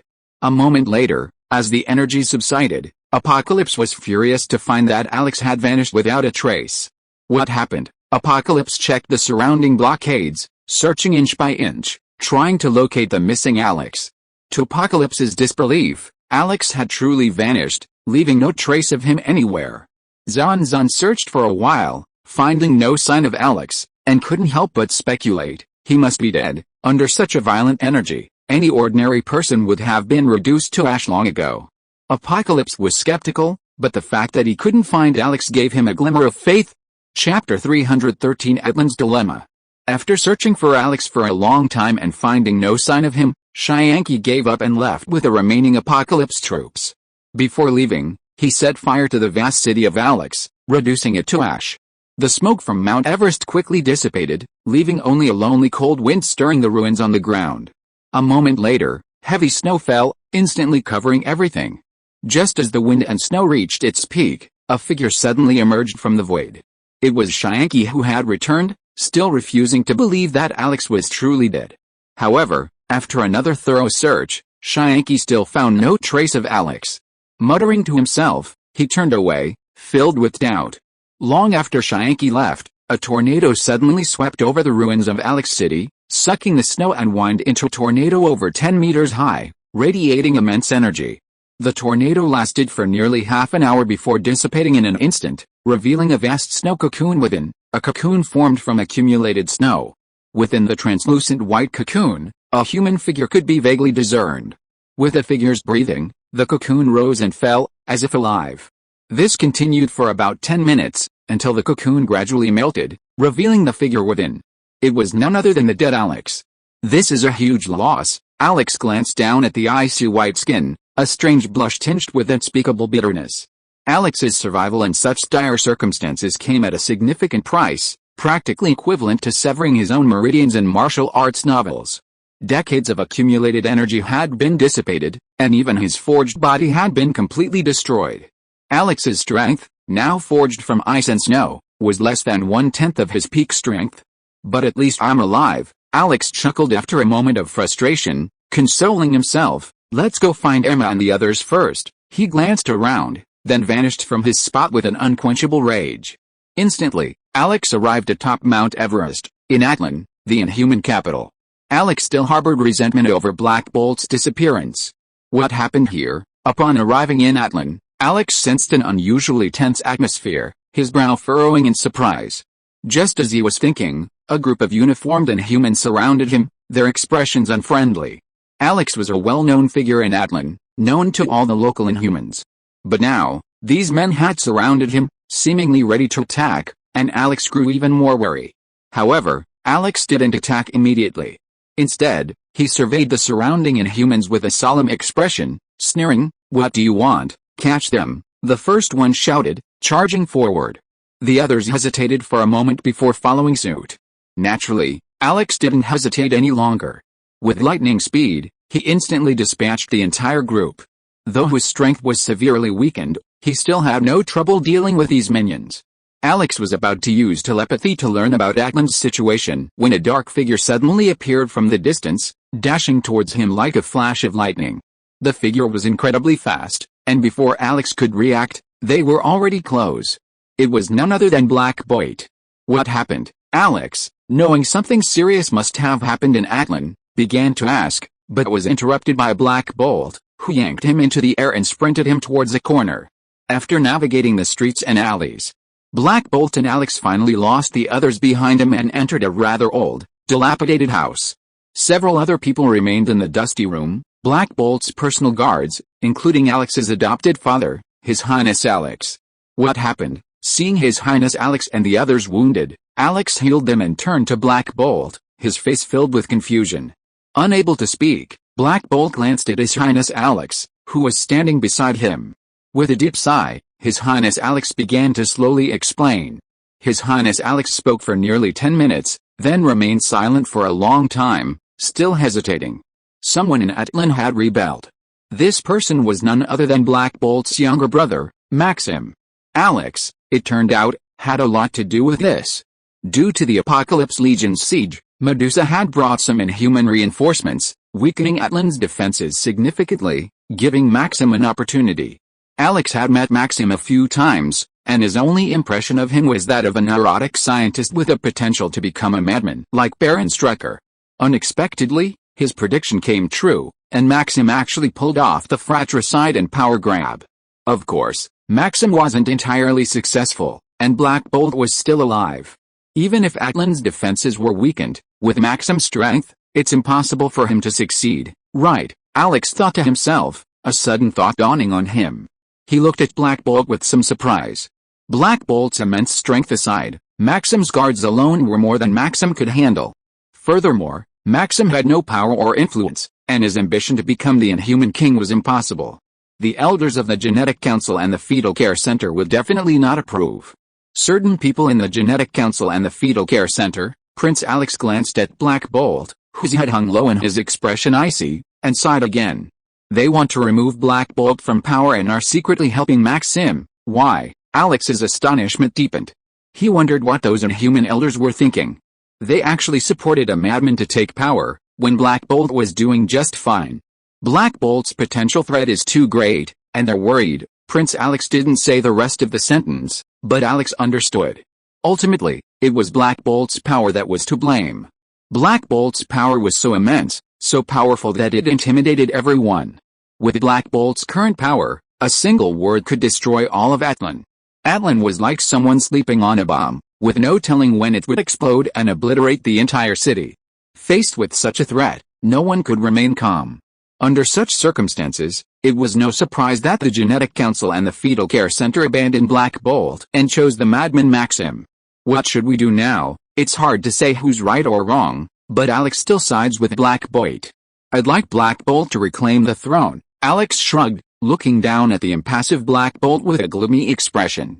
Unfortunately, he doesn't have the heart to do so, he said with a hint of resignation.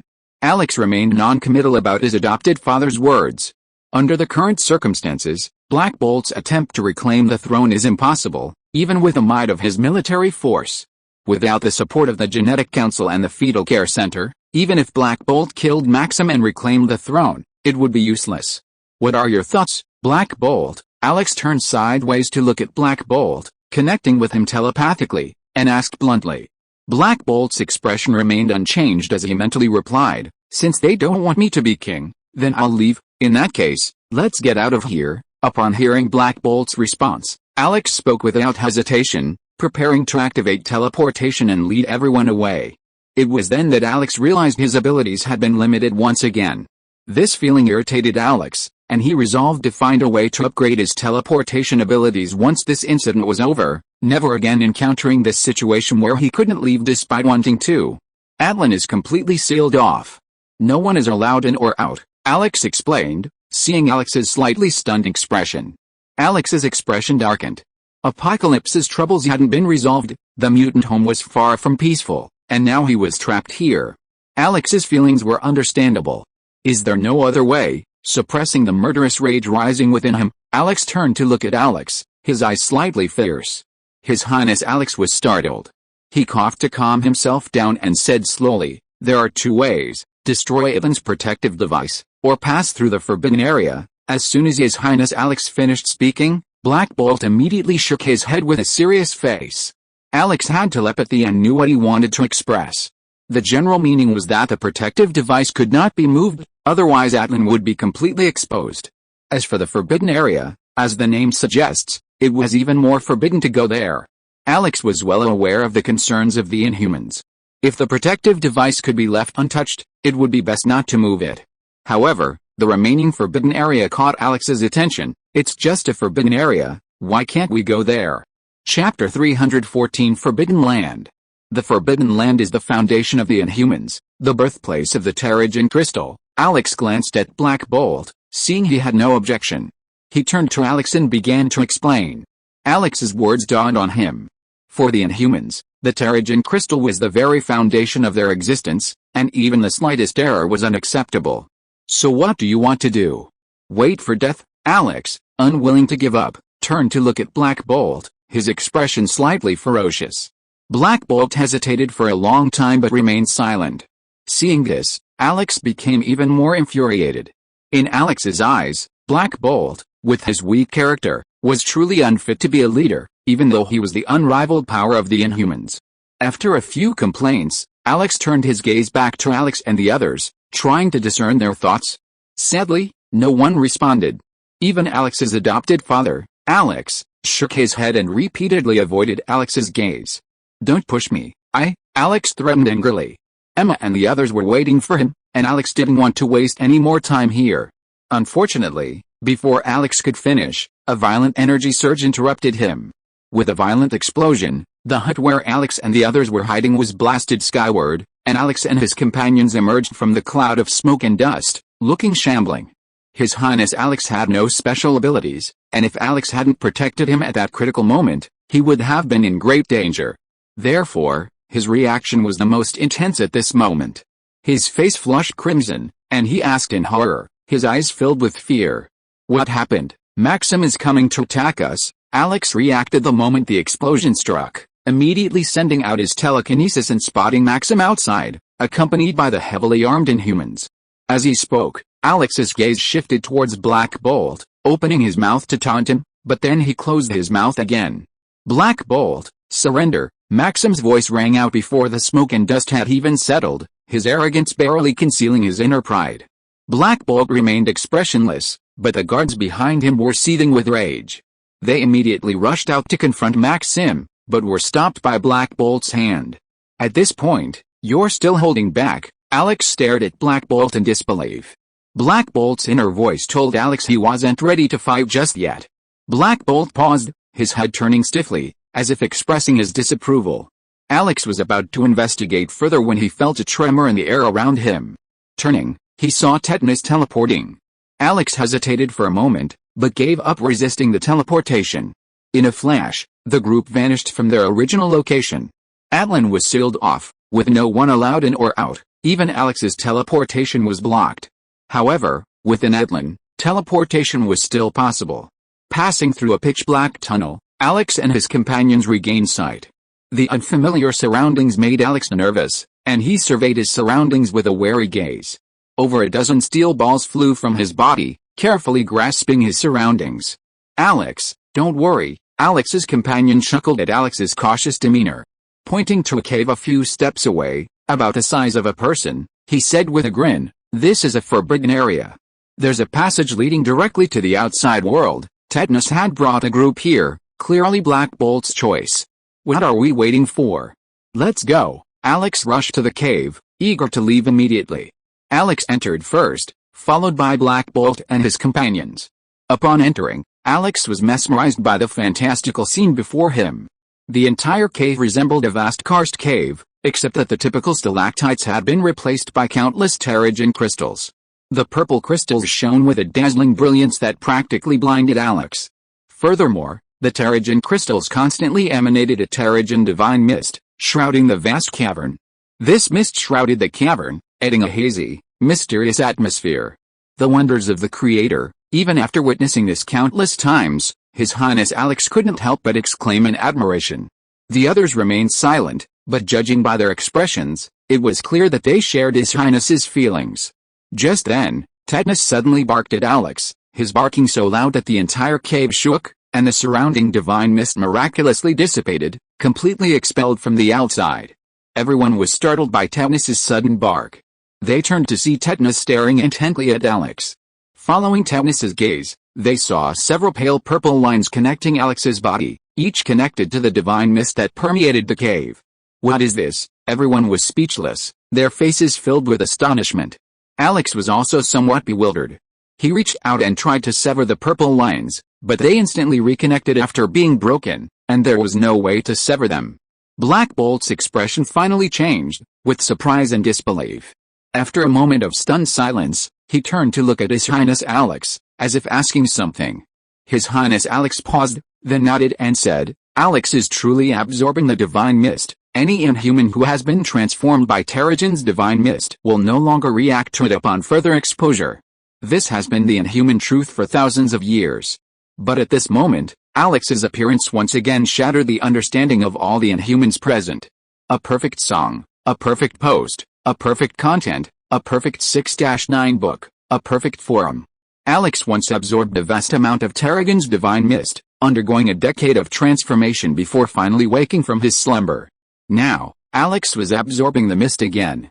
Was he undergoing a second transformation? Alex's voice snapped him back to reality, and he immediately tried to block the absorption. But then he realized his weakened body was healing at an incredible rate. Terrigen's divine mist. It had to be Terrigen's. Alex, overwhelmed with surprise, turned his passive stance into an active one. Suddenly, the entire cave's divine mist erupted in turmoil, swirling like a tornado. With Alex at its center, the diffused divine mist surged frantically into Alex's body. Feeling the ever-growing energy within him, Alex couldn't stop, and the absorption continued at an ever-increasing rate. Just as Alex was completely immersed in the joy of regaining his strength, His Highness's voice suddenly rang out. It was a long speech, but Alex only caught fragments of it. 10 years, Alex jolted awake with a start, almost subconsciously interrupting his absorption. Feeling the divine mist nearly escaping his body and transforming into a solid substance, his icy body broke into cold sweat, a wave of fear filling his mind. That was a close call. When the divine mist materialized into a Terrigen crystal, Alex would truly undergo a second mutation, just like the first. By then, there was no telling how long Alex would remain dormant. Chapter 315, Reunion. Alex regained consciousness and was about to open his mouth to explain when a sudden image of the cave entrance flashed through his mind, Maxim and a group of inhumans charging in menacingly. Without time to explain, Alex immediately released his telekinesis to envelop everyone, initiating teleportation and leading them rapidly deeper into the earth. Due to the influence of the Terrigen mist, teleportation abilities were unusable within the cave. However, after absorbing the Terrigen mist a second time, Alex discovered that his teleportation was working. With Alex's teleportation, the group reached the deepest depths of the earth in a blink of an eye, far beyond the confines of the cave. The Terrigen crystals were gone, leaving only a few faint wisps of Terrigen mist drifting everywhere. Passing through a narrow fissure, barely wide enough for one person, the group finally emerged from the earth and escaped Atlan. Out, Alex was surprised to feel the energy in the air, a stark contrast to Atlan. Prince Alex patted Alex's shoulder, chuckled, and nodded, saying, "Yes, we're out." He paused, a hint of melancholy growing, and murmured, "It's been a long, long time since we've been out. What are you going to do?" Alex, eager to find Emma and the others immediately, asked out of politeness. "How about coming with me? Medusa and Crystal are all here." Black Bolt's expression returned to a cold stare, and he slowly nodded, agreeing to Alex's suggestion. Alex curled his lips, looking down at Alex City, now completely covered in snow, and sighed softly, saying, "All right, let's go." As he spoke, Alex activated teleportation once again, leading the group from the skies above Mount Everest, reappearing in the snowy region of China. This was the place Alex and Emma had agreed to go to long before Alex City was conquered. It was here that the powerful and mysterious mage once cultivated his skills in a magical valley. From Alex's current knowledge, this mage was extremely powerful, so powerful that even in his prime, he wouldn't have dared to claim to be able to defeat him. A mysterious formation existed outside the valley, making it impossible for ordinary people to enter without special means. Alex had relied on energy sensing to find a flaw in the formation, which allowed him to accidentally break in. While none of Emma's people had energy sensing abilities, Crystal could barely do it, so with her around, Alex wasn't worried. Looking at the markings left outside the valley, a smile broke across Alex's face. It seemed Emma and the others had indeed entered. "Where is this place, His Highness?" Alex frowned slightly, staring at the fog in front of him with a hint of wariness, his expression slightly nervous. "I feel very uneasy, like I'm being watched. There's an eastern formation here. Follow me, and don't wander off." Without explaining, Alex dragged His Highness Alex and the others into the fog. Black Bolt and the others were quick to react. Having lived on Earth for so long, they'd naturally heard of the magical eastern formations. Not wanting to waste a moment, they followed Alex closely. Relying on his keen energy senses, Alex quickly broke through the formation and led Black Bolt and his group out. They arrived upon a vast valley. Countless four-story buildings stood densely packed within the grassy valley. Countless smaller buildings adorned the surrounding hillsides, and a cacophony of activity could be heard from afar. Alex was staring in amazement at the scene before him when Emma's voice rang out. Immediately, a figure threw itself fiercely into his arms, followed by others. Alex carefully comforted the women, his gaze scanning the surroundings. Because of the mysterious sorcerer's presence, Alex didn't dare use his telekinesis, fearing to disturb him. Where's the sorcerer? Alex searched for a long time but couldn't find the sorcerer. He looked down at the crystal that had moved closer to him, a hint of surprise. Crystal had been with Alex when they first discovered this valley and the mage. Crystal shook her head, her face also filled with confusion.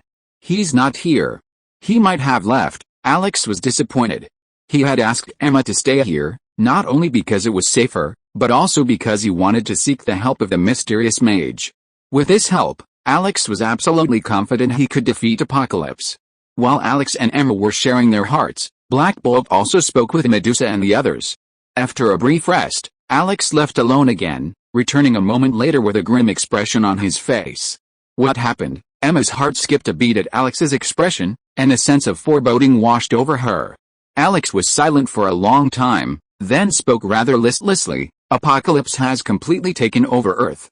Hydra, AIM, and all the other forces on Earth have surrendered to him." Alex turned to look at Black Bolt and Medusa, hesitated for a moment, and added, "Atlan is also in contact with Apocalypse, and Maxim seems to want to cooperate with him." "What?" Medusa screamed, rising to her feet. Beside her, Black Bolt's face was ashen, and his heavy breathing betrayed his immense rage. "It's just an intention, not a formal agreement yet," Alex explained, seeing their reactions. "I saw an Inhuman in Apocalypse's camp and telepathically searched his memories." Alex didn't elaborate, but everyone present understood the underlying meaning. Born into the Inhuman race, Alex knew them intimately. On Earth today, no force could rival them. If even the Inhumans sided with Apocalypse, then Earth would be truly doomed. "So, what we need to do now is stop Maxim." Seeing Alex's inaction, Emma couldn't help but speak. She glanced at Black Bolt and Medusa, her expression grim. Whatever it takes, Medusa knew Emma was speaking to her. To stop Maxim, they would have to invade Atlan and overthrow him. With Black Bolt and Medusa's current manpower, this would be extremely difficult, requiring the power of mutants. However, this would force Atlan to open to outsiders, a move that would challenge Atlan's traditions. Exchanging a glance with Black Bolt, Medusa fell into a long moment of contemplation before finally speaking. "We fully support you." Emma breathed a sigh of relief at Medusa's words, and her expression softened slightly. "In that case, the sooner we act, the better." Alex stayed out of the situation. His special status made it difficult for him to take a firm stance. Now that he had the result, he no longer had any scruples. Notify everyone. Prepare immediately. Act immediately. Chapter 316 Madman Maxim. Ever since Maxim took control of Atlan, the Inhuman capital has been under strict lockdown. Countless heavily armed Inhumans patrol the city, plunging it into a suffocating atmosphere of terror. Atlan, the royal palace. Eager to don the garb worthy of the Inhuman king, Maxim sat smugly at the head of the table, glancing around at the people around him, scratching his head and looking rather ridiculous like a monkey in clothes. "Maxim, "What do you want to do by summoning us?" an older man in the crowd coughed, catching Maxim's attention. He then slowly inquired, his manner not respectful, even dismissive. "Old man, you'll suffer sooner or later," Maxim cursed inwardly, a smile plastered on his face. "I'm sure everyone knows about Apocalypse, right?" This statement made everyone frown. Many disapproved of Maxim's alliance with Apocalypse, while others remained neutral, with few truly in favor. Now that Apocalypse has taken over the entire Earth, it's time for us Inhumans to enter the world. Maxim scanned the room, taking in everyone's reactions, yet a sneer lingered within him. Maxim had always held a deep dislike for the Council and the Elders of the Care Center, a sentiment that had begun during Black Bolt's reign. After ascending to the throne of the Inhuman King through their help, Maxim had been seeking to suppress them at every possible means, and Apocalypse was just one of his pawns. "Stop talking nonsense. What on earth do you want to do?" Maxim's boastful rhetoric was interrupted by the old man who had just spoken, his tone cold and unrelenting. Maxim paused his speech at the perfect moment, his smile growing wider. He took a breath and began, "I intend to invite Apocalypse to Atlan as a guest, so he can witness the strength of our Inhumans." As soon as he finished speaking, Maxim noticed the expressions of the people present begin to change. He quickly added, "If Apocalypse witnesses our strength, the Inhumans will have more say and gain more." The Inhumans had been secluded for millennia. Initially, it was indeed because their ancestors were reluctant to interfere in Earth's affairs. However, over the past millennia, the Inhumans' ambitions have expanded. Ambitious individuals like Maxim are not uncommon, and even more Inhumans desire to see the outside world. Maxim's words immediately elicited a reaction from many, with expressions changing, but no one stepped forward. After all, allowing outsiders to enter Atlan violated the ancestral Inhuman system. The old man who had spoken first fell silent. He disagreed with Maxim, but he was also concerned about the plight of the Inhumans. Over the millennia, with the rapid development of humanity, Atlan has undergone several migrations. Now that Mount Everest has been conquered by humans, Atlantean has nowhere to move. With Earth now in Apocalypse's hands, mutants are poised to ascend to power, while humans become vassals. This is excellent news for the Inhumans. Building a good relationship with Apocalypse and proving their strength is essential. After a long moment of deliberation, the old man glanced sideways at Maxim, nodded, and said solemnly, "Okay, I'll leave this to you. You must not tarnish the reputation of our Inhuman race." Maxim had expected a bit of persuasion, but the unexpectedness was so sudden. After a moment's pause, he finally reacted, his head nodding, his face lit with joy. As Maxim prepared to invite Apocalypse to Atlantean, everyone in the mysterious valley of the Huaxia snow region was in a state of panic. What happened? Emma froze in her spot, her eyes filled with fear. She tried to move, but found herself frozen in place, unable to budge. She could only communicate telepathically. Xian stood behind Emma, frozen in place like Emma. Unlike Emma, however, Xian's maintained a terrifying calm, summarizing the situation in a few words, "I don't know, but we're under attack, on a large scale, and everyone." Emma hadn't noticed, but Xian's had. Now, the entire valley seemed frozen in time, even breathing had ceased. "This is terrifying," reminded by Xian's, Emma immediately noticed the abnormality in the valley. Emma couldn't imagine who possessed such incredible power to freeze entire space and time. While marveling at this, Emma was suddenly startled to discover that her telepathic reading had revealed no trace of Alex. "Xian's, have you seen Alex?" Reflecting on the horrific scene in Alex's disappearance, Emma's heart skipped a beat, her powerful psychic powers trembling. Xian's had long been aware of Alex's disappearance, and she had no idea what had happened to him. For now, she could only remain silent. At this moment, in a strange space and time, Alex looked around in confusion, his face etched with bewilderment. He slowly raised his hands, and immense energy rapidly gathered in his palms. A second ago, he was still in the mysterious valley. A second later, he was in this heavenly, misty wonderland. What terrified Alex the most was that he hadn't reacted at all, completely unaware of his transport. "Young friend, we meet again." After waiting for a long time with no sign of anything unusual, Alex was about to make a tentative move when a familiar yet unfamiliar voice rang out. The slightly aged voice carried a hint of nostalgia. Alex's gaze shifted immediately as an elderly man in Taoist robes slowly emerged from the mist. His white hair and youthful face exuded an air of celestial grace. "It's you, Alex exclaimed upon seeing the newcomer. It was none other than the mysterious mage who had left such a deep impression on Alex. The mage chuckled, took light steps, and in an instant, he was in front of Alex. He looked him up and down for a moment, then said, "Back then, our destiny wasn't yet fulfilled, but today is the perfect time. I wonder if you would be willing to accept me as your master." Alex didn't hesitate, bowing his head and calling him master. The first time he entered the mysterious valley, the mysterious mage had offered to take him in as a disciple, but Alex, too proud at the time, had refused.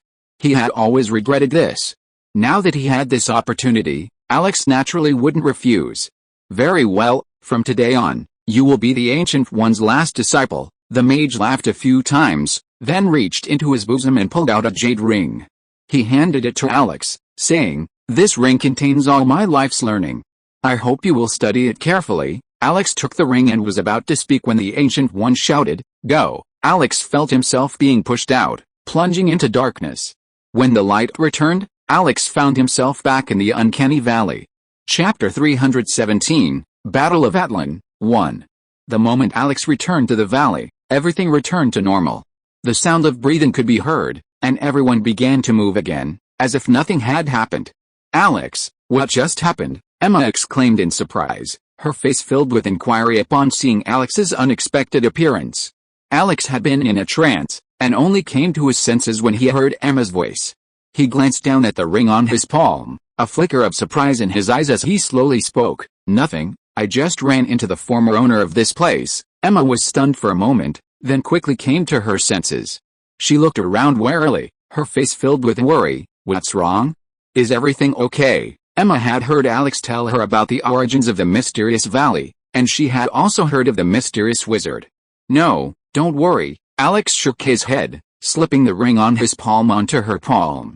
He said soothingly, "Okay, let's get ready to go." Emma glanced at the ring on Alex's hand. It was imbued with a classical oriental charm, simple and profound yet mysterious, clearly no ordinary item.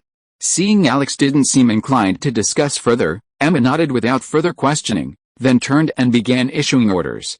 Within minutes, over 200 people had gathered behind Alex. "We're outnumbered, so we'll have to launch a surprise attack." Sage glanced at Alex and Black Bolt, stepped forward, and gestured towards the 200 men, a look of resignation on his face. The X-Men had always been small, and even with the Inhumans, they barely numbered 200. The extra men had been improvised from among the mutants. Alex nodded and turned to Medusa. While Black Bolt was the king of the Inhumans, Medusa, as his spokesperson, was the more appropriate person to turn to. Given Atlan's current situation, breaking in quietly is simply impossible. Medusa shook her head, a grim expression on her face. Unless, after Alex's escape, Atlan's defenses had been upgraded, and Alex's teleportation had been rendered ineffective. Alex frowned, turning to look at His Highness in surprise. "Is our way out not possible?" "That way out, not in." His Highness Alex shrugged, looking helpless.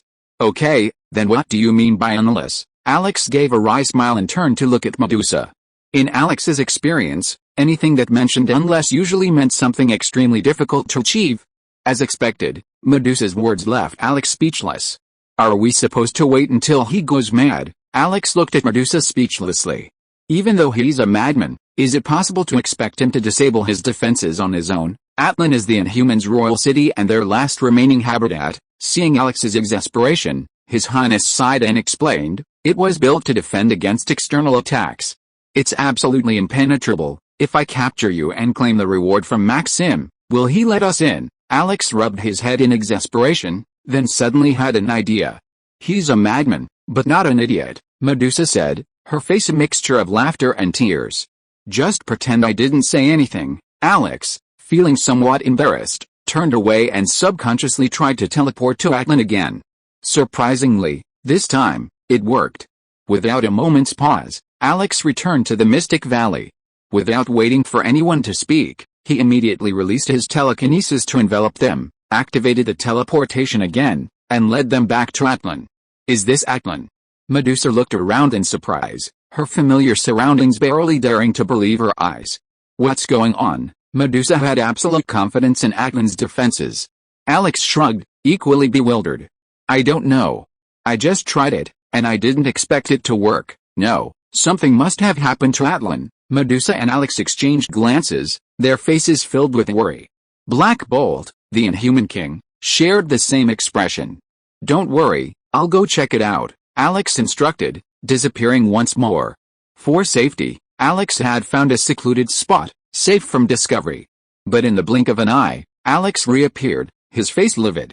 Alex's striking expression immediately aroused concern, prompting everyone to ask, "What's wrong, Alex? That lunatic Maxim actually invited apocalypse." After several breaths, Alex finally spoke, his face etched with anger. "What did you say?" Medusa couldn't help but exclaim in surprise. Beside her, Black Bolt was also panting rapidly, his face extremely grim, as if he was about to roar at any moment. Alex rolled his eyes, and with a shake of his body, he suppressed the momentum of Medusa and Black Bolt. Then he explained, "Atlan's defenses disappeared to open the door for Apocalypse and his men." Alex paused for a moment, then added with a hint of gloating, "I think Apocalypse has brought a lot of people with him. I'm afraid they have bad intentions. Maxim has let a wolf into the house this time. No, we must." Medusa suddenly came to her senses and shouted hurriedly, but she was speechless after a few words. She really didn't know what to say. The situation had exceeded everyone's expectations. Alex glanced at the silent Medusa, then turned to Black Bolt. His smile faded, and he asked seriously, "Black Bolt, how many people in Atlan truly support Maxim?" He paused briefly, tilting his head in thought before adding, "Not now, no, not after Maxim let the wolf in, not a single one." Medusa's voice rang out immediately, icy and filled with absolute confidence. "Inhumans will never be bullied." Medusa instantly understood Alex's meaning, knowing what was about to happen. Her face turned icy. "That's for the best," Alex nodded, sighing with relief. "Then let's wait a while, until Maxim seeks his own demise." Medusa opened her mouth to speak, then hesitated before stopping. The longer they waited, the greater the damage to Atlan. But in this situation, the longer they waited, the greater their chances of victory. Time slipped slowly as everyone waited anxiously. Alex would disappear and reappear from time to time, constantly relaying news from the outside world while secretly contacting some people under Medusa's guidance. Unknowingly, half an hour had passed, and Alex returned once again, bringing back a message that made Medusa and the others nervous. Apocalypse has taken action. If you're listening to this novel on a channel other than Fanfic World, it means they downloaded and uploaded it without effort. We cordially invite you to visit our channel, Mundo Fanfic Novelis. There you'll find the original version of this story, and you can explore many other novels of various genres. We're waiting for you to immerse yourself in a world of incredible novels. Chapter 318, Battle of Atlan, 2. Hearing Alex's words, Black Bolt, Medusa, and the others tensed, standing up instinctively, only to quickly return to their seats without a word. Just half an hour, Alex, aware of their anguish, reassured them loudly, then activated teleportation once more and vanished. Atlan, the seat of royalty. Maxim looked down with arrogance at the stunned counselors and elders below him, his laughter revealing his delight. "Today is the day you die, old men." After venting his anger, Maxim turned to look at the calmly seated Apocalypse, his eyes glancing at the group of Apocalypse apostles in the hall with their indifferent expressions. The arrogance on his face gave way to a hint of humility, and he said respectfully, "Apocalypse, please kill these troublesome creatures." No one noticed the cold glint that flashed across Maxim's lowered eyes. Apocalypse glanced at Maxim, snorted coldly, and with a flick of his right hand, a group of Apocalypse apostles unleashed themselves like tigers unleashed, pouncing with incredible swiftness upon the counselors and elders. The inhuman counselors and elders were no incompetents depicted in films and novels. Beyond their noble lineage, they had all been mutated by the Terrigen Mist, possessing mysterious and uncanny abilities, each possessing extraordinary strength. However, due to the long period of peace, many Inhumans had forgotten their power, viewing them as mere parasites, needing no further influence. Maxim was clearly one of them. The Apocalypse apostles suffered heavy losses upon contact. Nearly 30 of the 100 Apocalypse apostles who charged forward were instantly annihilated, leaving the remaining 60 or so wounded, many completely disabled. This scene shocked everyone, and Apocalypse could no longer remain complacent. He glared at Maxim with anger, then turned to the 17 counselors and elders who had united, his expression becoming exceedingly serious. Alex, observing from the shadows, was also stunned. It took him a moment to react. Remembering that he had previously considered attacking Atlan, he felt incredibly relieved. As his thoughts wandered, a sudden scream rang out.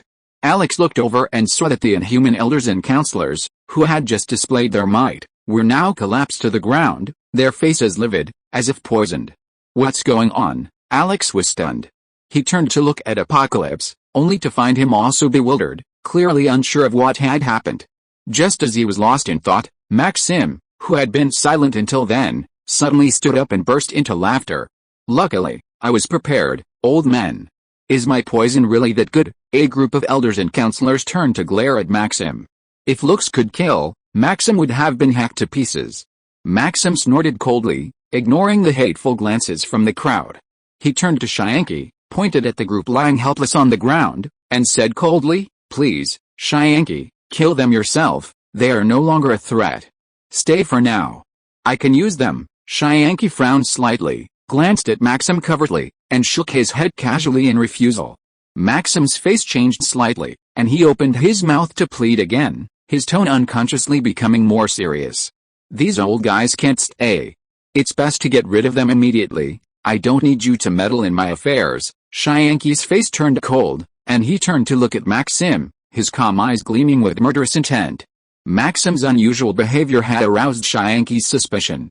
Although Maxim's motives were still unclear, it was clear that Maxim had other plans. No matter what, Shyanki would not grant Maxim's wish. From the shadows, Alex watched the inexplicable exchange between Apocalypse and Maxim, chuckling to himself. It would be best if Apocalypse and Maxim were both harmed, for while the snipe and the clam fight, the fisherman benefits. Unfortunately, after a brief stalemate, Maxim and Apocalypse suddenly retreated, reverting to their previous modesty. As for the collapsed elders and counselors, they were carried out by Maxim's confidants, and Maxim followed suit, finding an excuse to flee. In a moment, the vast palace was deserted, leaving only Apocalypse and his apostles. Apocalypse, that kid must be plotting something. As Maxim left, Plague, standing behind Apocalypse, stepped forward, his wrinkled face filled with indignation. Apocalypse gazed calmly out the palace door, shook his head, and said nothing. A faint smile flickered in his calm eyes, then vanished. Alex didn't notice Apocalypse's smile, nor did he, for he was currently following Maxim. Maxim's abandoning Apocalypse at this moment was highly suspicious, and given his previous behavior, Alex suspected Maxim was secretly plotting something, so he followed him out of curiosity.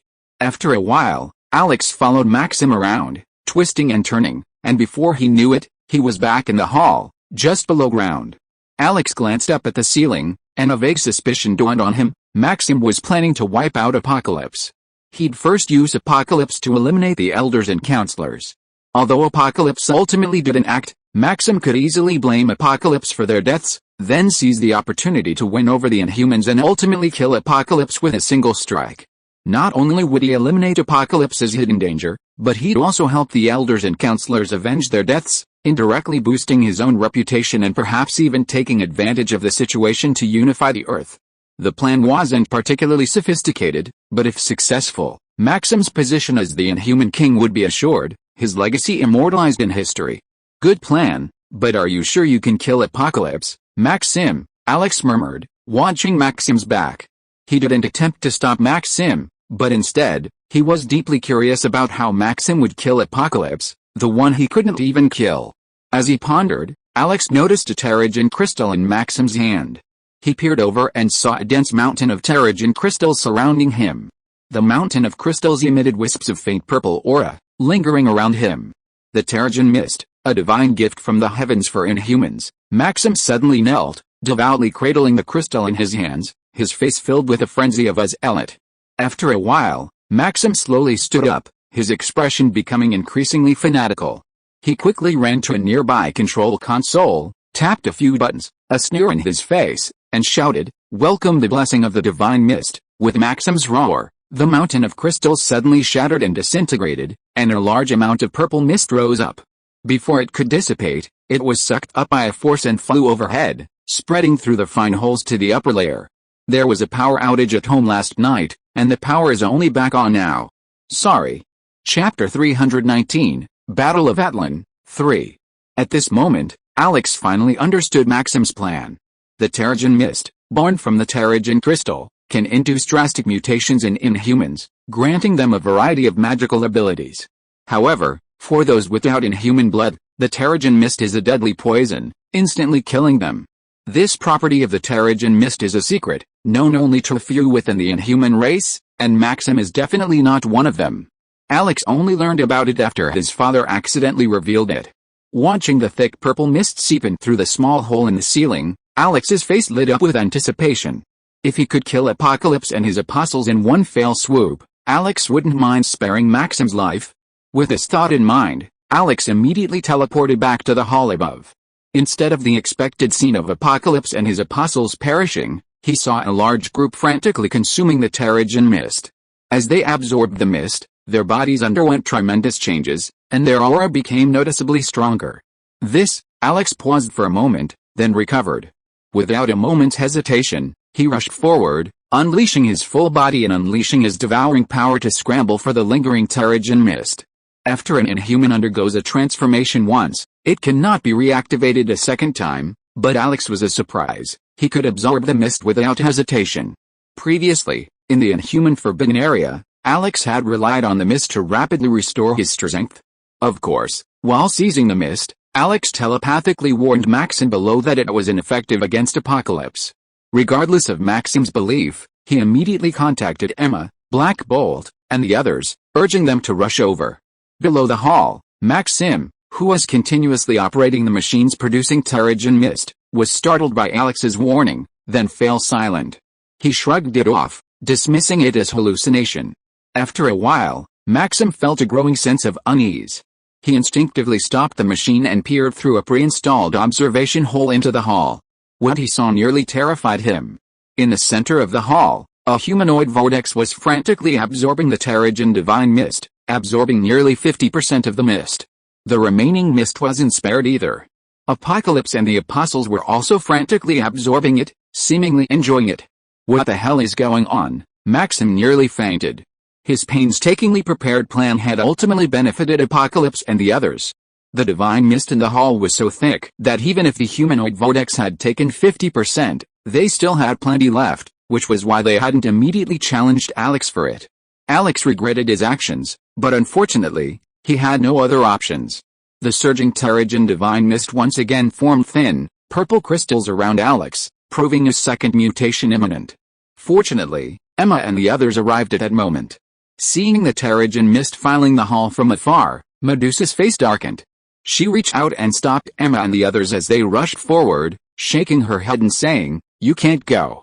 The Terrigen mist will kill you, so what do we do now?" Emma paused, looking up at the purple mist rising from the hall, her face filled with worry. "Let's go in and see." Medusa patted Emma's shoulder and rushed into the hall first, followed by Black Bolt and the other Inhumans. Soon, the hall was filled with the sounds of fists and kicks, accompanied by sporadic screams. "Emma, is Alex okay?" Vivian Lee, dressed in her X-Men uniform, cautiously approached Emma and asked in a low voice, her eyes flickering towards the hall. Not only Vivian Lee, but also Audrey Henrietta and Marilyn Monroe had experienced significant improvements after Alex's transformation, rivaling even Captain America after the super soldier serum. Therefore, the three women, unwilling to stay put, joined the X-Men based on their exceptional abilities, though only as non-members, since they weren't mutants. Emma, who had been communicating with Alex, shook her head bitterly and said, "Alex isn't in any danger, but..." She paused briefly before continuing, "But Alex is about to face a second mutation, an inhuman mutation." Just then, Audrey and Monroe approached, overhearing Emma's words. They paused, then exclaimed in unison, "10 years." Thinking back on those 10 years, the women felt a sense of gloom. "I don't know," Emma said, glancing back at Vivian Lee, whose face had turned pale with fear. Her expression grew even more bitter. Just then, Alex's voice echoed in the women's ears, "Don't worry, it shouldn't take long this time. You're not lying to us." Audrey's eyes were red, tears welling. Alex paused after hearing this, then said firmly, "Trust me, it won't take long." With that, Alex stopped communicating with the women and focused entirely on dealing with the Terrigen mist within his body, which was constantly transforming him. Alex didn't know how long the mutation would last. To avoid wasting another 10 years, and to prevent them from waiting another 10, he had to put an end to it. As Alex tried to stop the Terrigen Mist's transformation, the battle in the hall intensified. The Terrigen Mist was causing a mutation in the Apocalypse Apostles. While it didn't form a purple crystal envelope like the Inhumans, it temporarily hampered their movement, giving Medusa and the others an advantage. The slaughter was almost one-sided, with hundreds of apostles decimated in a matter of seconds. If Medusa hadn't been so short-handed, she'd have likely wiped out the Apocalypse Apostles in the first wave. Unrelated sentence fragment, no mistakes, one post, one content, 1619, one book, one forum, take a look. Finally, Apocalypse and the other apostles regained their composure, immediately halting their mutations and beginning to encircle Medusa and the others. The apostles' numerical superiority, coupled with the presence of Apocalypse's Supreme Master, quickly reversed the situation. Black Bolt, we can't hold back. Watching the Inhumans' damage mounting, Medusa turned her gaze anxiously toward Black Bolt, who was only using his fists and kicks. Black Bolt shuddered, hesitated for a moment, then nodded. Medusa's face lit up with joy, and she shouted urgently, "Everyone, retreat!" Hearing Medusa's warning, the Inhumans who had rushed into the hall abandoned their opponents without a second thought and quickly retreated to the rear. Before the apostles could recover, a piercing roar suddenly rang out, "Get out!" followed by a wave of destructive energy. Chapter 320, Battle of Atlan, 4. Black Bolt can absorb electronic energy from his surroundings and unleash devastating force through sound. Even a mere sigh can unleash unimaginable devastation. Consequently, Black Bolt has seldom spoken since he was old enough to understand. The last time he spoke was during the Atlan slave uprising, when Alex was still slowly mutating in the fetal care center. Decades of accumulated energy, unleashed in a single burst, was terrifying. Fortunately, Black Bolt controlled it, otherwise a single roar could have reduced all of Atlan to ash. Even so, the entire hall was reduced to ash by Black Bolt's roar, and even the pervasive Terrigen Mist was blown away, revealing everyone, including Alex, who was frozen in the Terrigen crystal. Seeing Alex's state, Medusa, Black Bolt, and other Inhumans were stunned. They had no idea Alex was undergoing a second mutation, let alone that he was attempting to halt it. At that moment, countless shattering cracks suddenly appeared on the Terrigen crystal that had frozen Alex.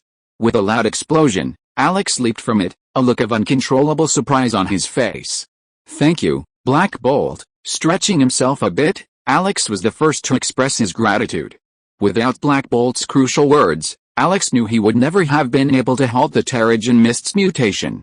Black Bolt stared at Alex in bewilderment, completely unaware of the reason. Alex ignored him, turning to look at Apocalypse, a faint sneer curling across his lips as he said in a cold voice, "Apocalypse." The destructive energy emanating from Black Bolt's voice instantly wiped out nearly 80% of Apocalypse's apostles. The remaining were only saved by Apocalypse's protection. Apocalypse suffered heavy losses in this battle.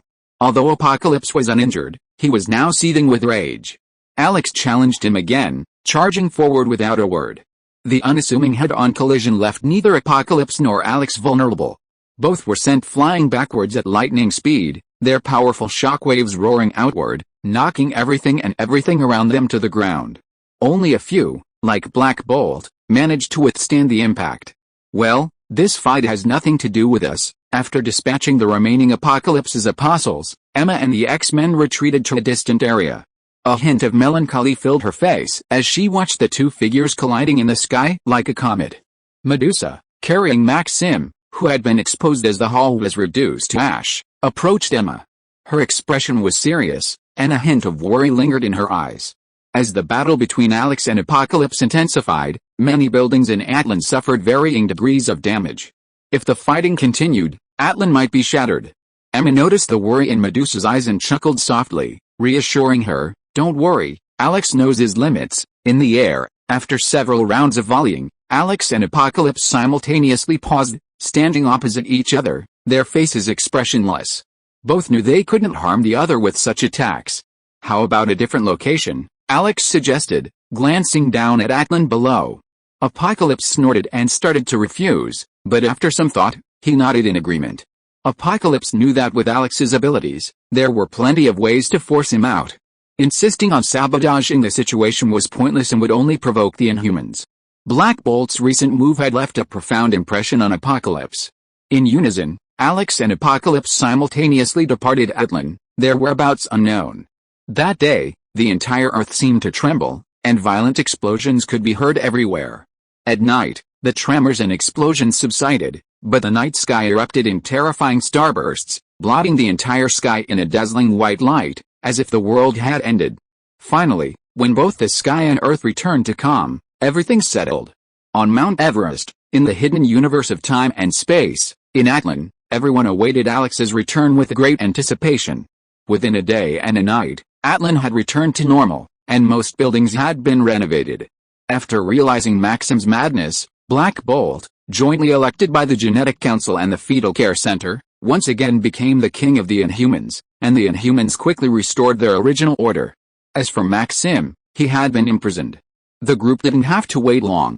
Alex, looking pale, finally appeared. His body was covered in wounds, but his eyes were remarkably bright, gleaming like stars in the night sky. Upon seeing Alex appear, Emma and the other girls immediately rushed over, throwing themselves into Alex's open arms, tears streaming down their faces. Alex stretched his arms like rubber, hugging them all, and said with a smile, "I didn't break my promise." "It really wasn't that long, was it?" With that one sentence, the girls burst into laughter. They patted Alex's body and stood up, their faces slightly flushed. After a while, the girls finally quieted down, and Emma regained her strong womanly demeanor, asking with concern, "How's Apocalypse?" With the abilities Apocalypse displayed, killing him would be extremely difficult. No mistakes in one song, one post, one content, one book, one forum. He ran away. Alex shook his head with a wry smile and said with a depressed look, "This guy is really cunning. I tore him in half, but I didn't expect that he would take the opportunity to escape in the end." Seeing everyone's worried looks, Alex turned around and smiled, and added, "But don't worry, Apocalypse won't come out to make trouble without a few years of rest." Alex put on a confident look again and said with a smug look, "Even if he dares to come out, don't I still have me? I can tear him apart once, and I can tear him apart a second time." Apocalypse ran away. It's a trouble after all. Emma was not as relaxed as Alex. She knew very well that letting the tiger go back to the mountain would definitely bring troubles, not to mention that Apocalypse was still a very tough tiger. Alex also knew about Apocalypse's troubles, but since he ran away, Alex had no other choice but to comfort her. "Don't worry, I'll take care of everything." After comforting Emma, Alex turned to look at Medusa. Atlan hadn't suffered any losses from beginning to end. On the contrary, it was severely damaged in the battle between him and Apocalypse. Alex was uneasy and asked with a hint of guilt, "By the way, how is Atlan?" Alex was directly teleported back and didn't know Atlan's current situation. "Atlan is fine." Medusa smiled gently, shook her head and said, "Atlan was able to survive this time, thanks to you." Alex laughed and said, "After all, I have Inhuman blood in my body too." Chapter 321 Alex's Second Mutation. After a long moment of chatting and laughing, Medusa suddenly changed the subject and asked the crucial question, "Alex, have you mutated a second time?" Seeing Alex's second mutation had shocked everyone, even more than when he'd been mutating for 10 years. Black Bolt, His Highness Alex, and the others pricked up their ears at Medusa's question, their eyes unconsciously turning to Alex. This question also concerned them deeply. Alex nodded and said, "Yes, but I ended the mutation myself." "What?" This single question sent the Inhumans into a frenzy again. His Highness Alex's face flushed with rage, and he was on the verge of rushing over to Alex and beating him up. Emma and the other women nearby were also stunned, but then they recalled what Alex had said earlier, feeling even more moved. They quietly approached Alex and firmly grasped his arm. Ignoring the enraged Alex, Medusa quickly recovered from her shock and said, bewildered, "Impossible. How could the mutation of the Terrigen Mist be stopped?" Thanks to Black Bolt's voice, Alex pointed at Black Bolt, his face filled with gratitude. Hearing Alex's words, Medusa and the others were even more astonished, staring at him in bewilderment, awaiting his explanation. "The mutation of the Terrigen Mist is truly difficult to reverse. I've tried for ages without success." Alex smiled wryly and shook his head, a wave of fear building up over the memory. Thank goodness Black Bolt's sonic waves appeared, otherwise this would have been truly difficult. Encased in the Terrigen crystal, Alex nearly lost control of his body, watching helplessly as the purple, mutated energy of the Terrigen Mist permeated his body, gradually eroding it. Just as Alex's head was about to be enveloped by the purple energy, Black Bolt erupted. A destructive surge of energy instantly reduced the hall to ashes, momentarily jarring the Terrigen mist within Alex's body. This slight jolt allowed Alex to regain control of his body. Though brief, it was enough for him to reverse his mutation. After Alex's explanation, the group remained bewildered, still unsure how Alex had halted the mutation. Alex, impatient, immediately asked again, "So, how did you do it?" Halt the mutation. Well, it wouldn't be completely halted. Alex hesitated, considering the situation. I simply compressed the purple mutant energy within my body. It's still affecting me, but at a much slower rate. That works. The Inhumans looked at each other in disbelief. Such a method of mutation existed, opening up a whole new approach to Inhuman transformation. But then they realized it was only suitable for special cases like Alex. After all, most Inhumans only mutate in a few days, so a few days of dormancy wouldn't be a problem. Alex wore a look of utter helplessness, explaining rather glumly, "I originally intended to expel these mutant energies from my body, but they seem to be bound to my soul and cannot be separated." With another sigh, he added, "Furthermore, my soul is trapped in this body and can no longer be transferred, at least not until the mutation is complete." Soul transfer is a psychic ability Alex developed when he was infected with the energy toxin. Through his powerful psychic power, he achieved the immortality of both the soul and the body. Now that this ability is restricted, it's unclear whether it's a blessing or a curse for Alex. "Alex, has the mutation given you any new abilities?" Seeing the crowd gradually quiet down, His Highness Alex approached Alex again, his face filled with hope. As a father, His Highness Alex naturally wanted his children to have more abilities, so that they would be stronger and safer. Alex shook his head, but said, "But I feel something's different. My mutation is still having some effect on me, and it seems to be related to my mind. Is it going to be a problem?" His Highness Alex was immediately concerned. The mutations of the Terrigen Mist were truly unpredictable, and whether they were good or bad was hard to determine. It was truly heartbreaking that a normal person could be transformed into a monster.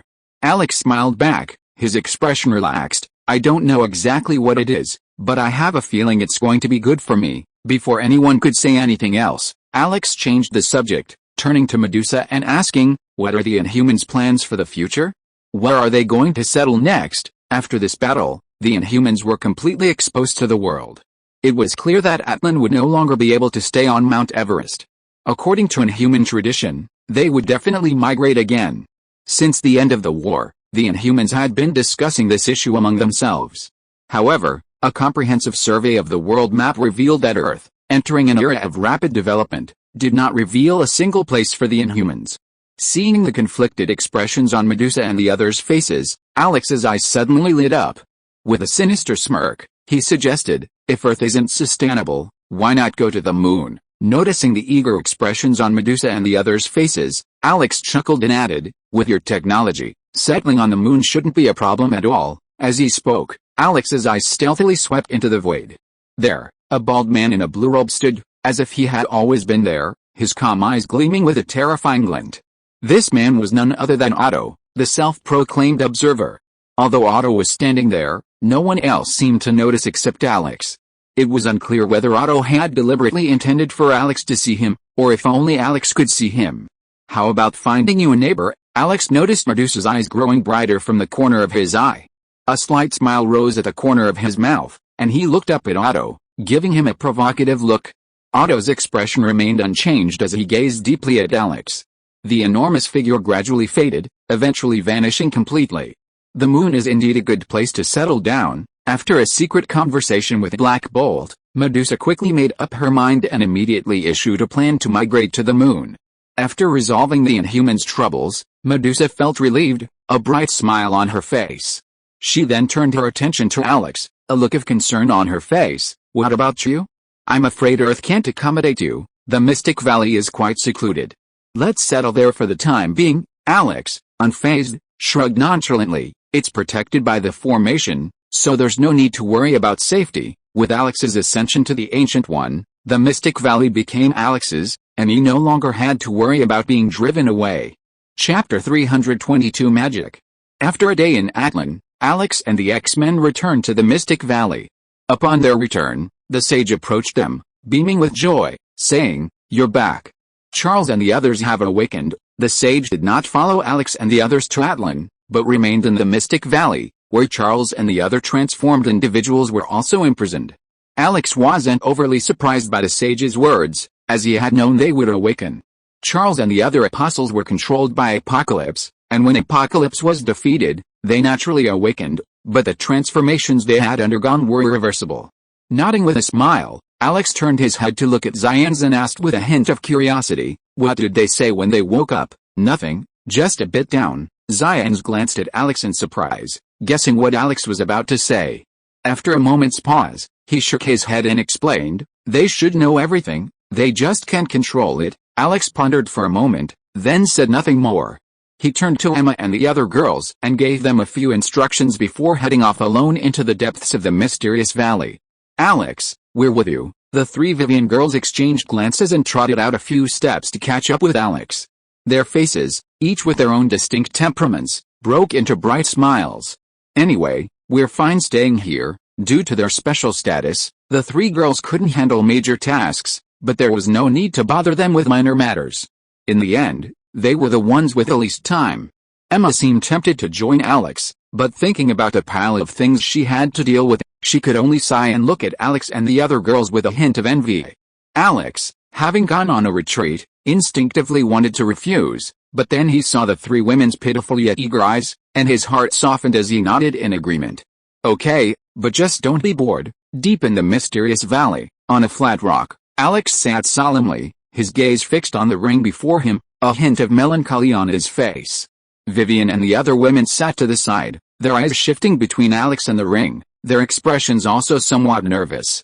"Alex, what is this?" After a long hesitation, the lively Monroe, curious as she was, pointed at the ring and asked. Alex, regaining his composure, coughed softly and explained the ring's origins, then scratched his head in frustration. At first, Alex thought it was the legendary interstellar ring and tried various methods to open it, but to no avail. Later, Alex thought it might be a magic weapon and tried everything, even using a blood oath to identify the owner. But the ring remained unchanged, let alone any insight. After hearing Alex's explanation, Vivian and the other women looked at each other in bewilderment, but they weren't surprised. They already had mutants and inhumans, so a magician wouldn't be surprising. Maybe it needs a special spell. Audrey stared at the ring for a moment before offering her opinion. Don't all those magical items in novels require various spells to activate? Upon Audrey's reminder, Alex immediately began to activate it. He tried every spell he knew, from ancient times to the present, but to no avail. "What the hell is going on?" Alex exclaimed, picking up the ring and trying to throw it away. But then he grabbed it tightly, unable to let it go. Just as Alex was at his wit's end, the crystal suddenly appeared. Of the three women, Vivian and Crystal got along the best. Seeing Crystal, she immediately greeted, "Crystal, what are you doing here?" When they left Atlan was in dire need of manpower for its impending migration, and Crystal hadn't followed Alex back to the Mystic Valley. Her sudden appearance was quite surprising. Crystal chuckled and looked at Alex and the others, a bit puzzled. "What are you doing?" Alex, equally surprised, stared at Crystal, perplexed by her arrival, wondering if something had happened to Atlan again. While Alex frowned, thinking, Vivian had already recounted the story of Alex and the ring. After hearing Vivian's explanation and looking at the ring Alex clutched in his hand, Crystal couldn't help but chuckle. She explained, with an awkward expression, "It should be an inheritance ring. No need for that much trouble. Just put it on." "Really?" Alex looked Crystal up and down, his face filled with incredulity. Not only Alex, but Vivian and the other two women also looked as if this couldn't be so simple. Crystal was amused by the four people's expressions, her shoulders shaking at a rapid pace. It took a while for her to calm down. "Just try it and you'll know." Crystal's words proved absolutely true. When Alex put the ring on his finger, the Ancient One's voice immediately echoed in his mind, and a vast amount of information flooded into Alex's brain, containing a wide range of magical information, from the most basic magical meditations to legendary forbidden spells. A quick glance at it completely absorbed Alex, and he even forgot Crystal's sudden appearance.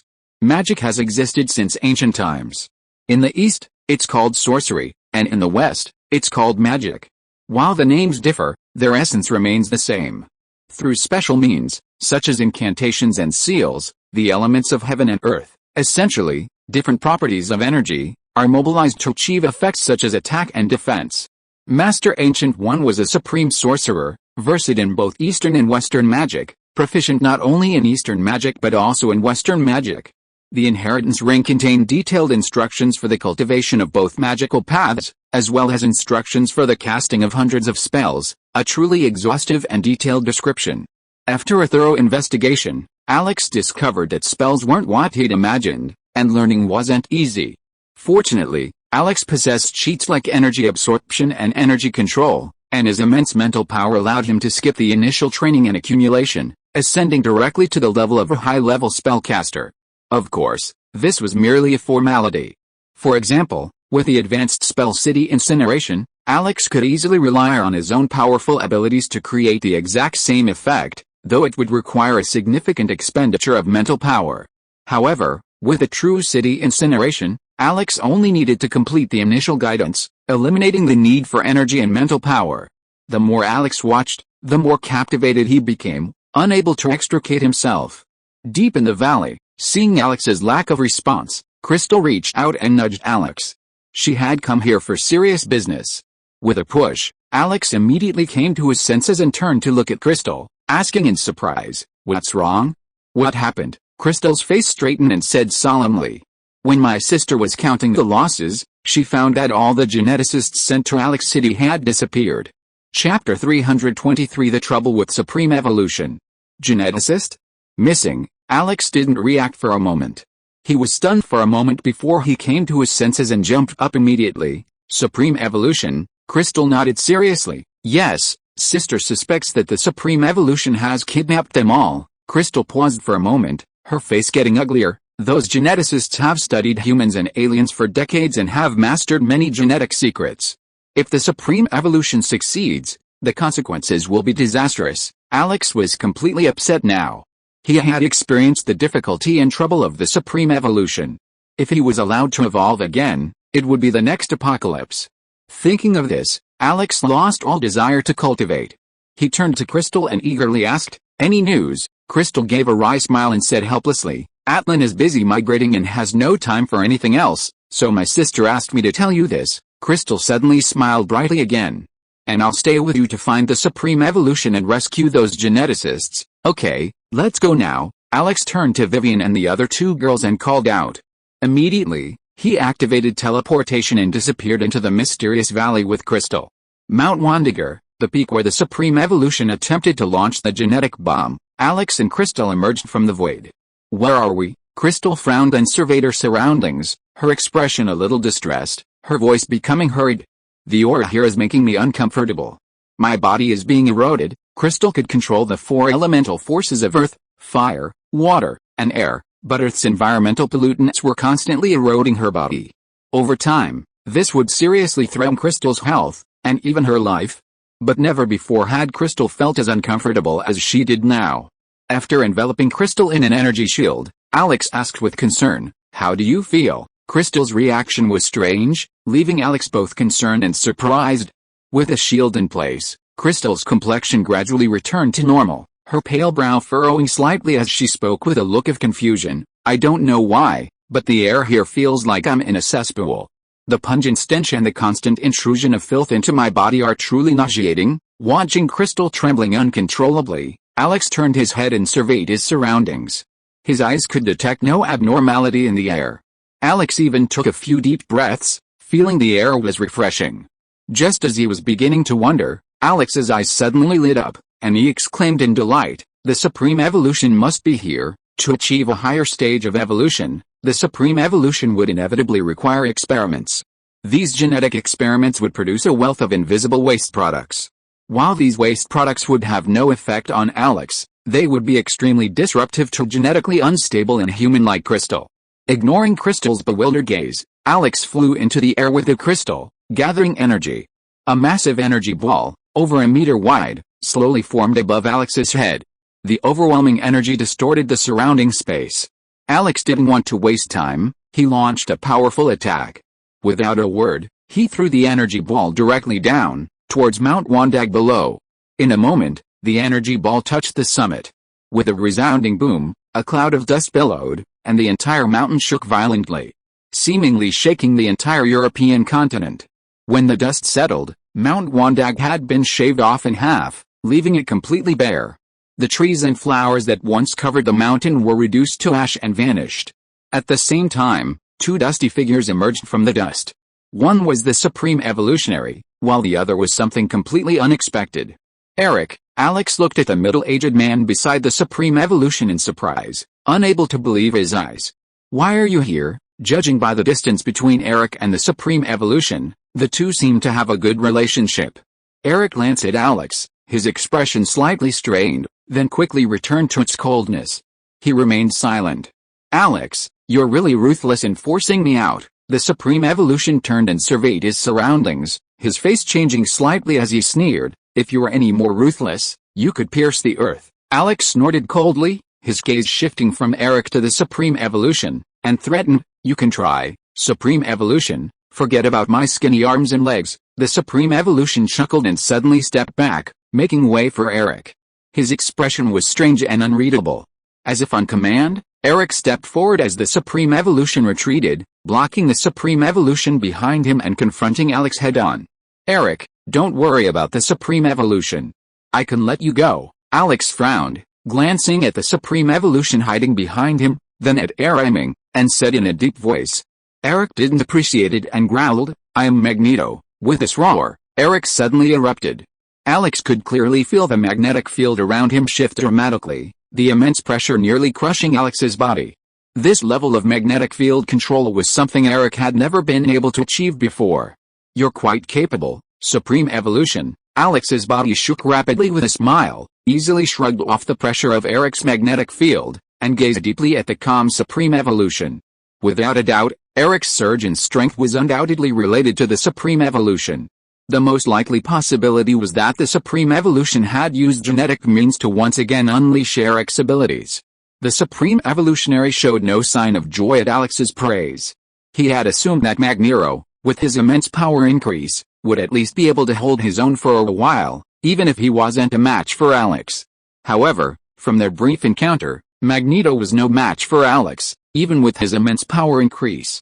With this thought, the Supreme Evolutionary immediately tried to escape, believing the remaining time was insufficient for him to complete his evolution. However, to the Supreme Evolutionary's frustration, the moment this thought occurred, he felt a powerful will locking him in. Turning to look, he saw Alex. Alex's sharp eyes seemed to say, "I'm watching you. Don't even think about running away. Scorpio has been updating incredibly well these past few days. Shouldn't you all give it a thumbs up and give it a thumbs up?" Chapter 324 Legacy. The Supreme Evolutionary wasn't frightened. After returning a fierce glare, he secretly began to think about his escape. After signaling the crystal behind him to watch out for the Supreme Evolutionary, Alex focused all his attention on Eric. Alex was determined to teach Eric a lesson this time. The battle erupted instantly, and Eric charged at Alex with unstoppable momentum. Eric abandoned his strength in magnetic field control in favor of close combat, a skill he wasn't particularly adept at, which surprised Alex. After all, Eric wasn't particularly strong, only comparable to a normal human. Alex retreated quickly, suspecting Eric had some hidden agenda. Taking advantage of his situation, Eric rebuked him softly, then suddenly accelerated again, hurtling towards the retreating Alex like a cannonball. Alex observed him for a long time, but failed to detect Eric's plot. After a moment's hesitation, he decided to test the waters. Alex paused, his hands blocking and grabbing, successfully catching Eric. However, what further astonished Alex was that Eric didn't struggle at all, seemingly intending to be held captive. Just as he was wondering, Eric's hands suddenly seemed to melt, transforming into a silvery gray metallic liquid that stretched across Alex's arms. Before Alex could react, the silvery gray metallic liquid had flowed through his body and then quickly solidified, trapping him within. Alex sensed something was amiss the moment Eric's body suddenly transformed, but at that moment, the mutant energy within him seemed to be triggered, erupting suddenly, forcing Alex to distract himself from it. By the time Alex regained consciousness, he was already encased in a layer of metal. "What's this?" Alex didn't panic, instinctively raising his hands to break free from the metal. But to Alex's disbelief, the metal was like a sponge. No matter how hard Alex struck, it felt like hitting nothing, completely ineffective. On Mount Wondiger, The previously complacent Crystal sensed something was amiss when she noticed Alex hadn't immediately struck out. Disregarding the Supreme Evolutionary, she let out a delicate cry and charged at Eric. Under her control, the four elements of earth, fire, water, and air transformed into four elemental giants, swinging their bowl-sized fists directly at Eric. Concerned for Alex's safety, Crystal didn't hold back from the start. Her four fists pierced the air, unleashing a terrifying roar of tigers and leopards. Seeing the special metals she had carefully prepared working wonders, the Supreme Evolutionary's face lit up. Seeing Crystal charging at Eric, he burst into laughter. This special metal had consumed a great deal of the Supreme Evolutionary's energy. It possessed a power very similar to Captain America's shield. It could absorb a certain amount of energy, and the more it absorbed, the stronger the shield became. Faced with a golden opportunity, the Supreme Evolutionary didn't hesitate a moment and fled, never even considering staying to help Eric, let alone taking Eric with him. In a matter of moments, the Supreme Evolutionary vanished without a trace. Meanwhile, under Crystal's relentless and ferocious attack, Eric finally gave way. His composure weakened, and the magnetic field that had been resisting Alex's attack suddenly weakened, unable to suppress Alex's counterattack. Without Eric's magnetic field to counteract it, Alex's magnetic field, like a tiger descending from a mountain, instantly shredded the metal covering his body. Seeing Alex break free, Crystal dropped Eric and flew to Alex's side, asking with a worried look on her face, "Alex, are you okay?" Her concern was so intense that Crystal seemed to forget that Alex, with his unparalleled strength, even Black Bolt couldn't match it, and Eric alone couldn't hurt him. Alex heard Crystal's voice and smiled back. Just as he was about to speak, he suddenly realized what was happening, his face changing dramatically. He turned to look at the Supreme Evolutionary's location, but there was no sign of him. As shrewd as the Supreme Evolutionary was, he had concealed his presence and removed all traces of him during his escape. Alex's telepathic search was like a headless chicken, searching everywhere, ultimately in vain. Crystal followed Alex's gaze, and a flash of inspiration struck her. She realized she had forgotten about the Supreme Evolutionary. Her face flushed crimson, tears streaming down her face as she cried, "I'm sorry, Alex, I'm sorry, it's okay, it's okay." Even now, Alex, feeling gloomy, tried to comfort Crystal, but his eyes were fixed on Eric. Magneto could not let his Supreme Evolutionary escape. When Eric discovered the Supreme Evolutionary had escaped alone, his eyes flickered slightly. Clearly, he hadn't anticipated such selfishness. His slight gratitude for the Supreme Evolutionary had turned to deep hatred. The result was undeniable. Alex and Crystal's combined forces would ultimately force Eric to surrender, even with his extraordinary abilities. Filled with frustration and resentment, Alex and Crystal returned to the Mystic Valley.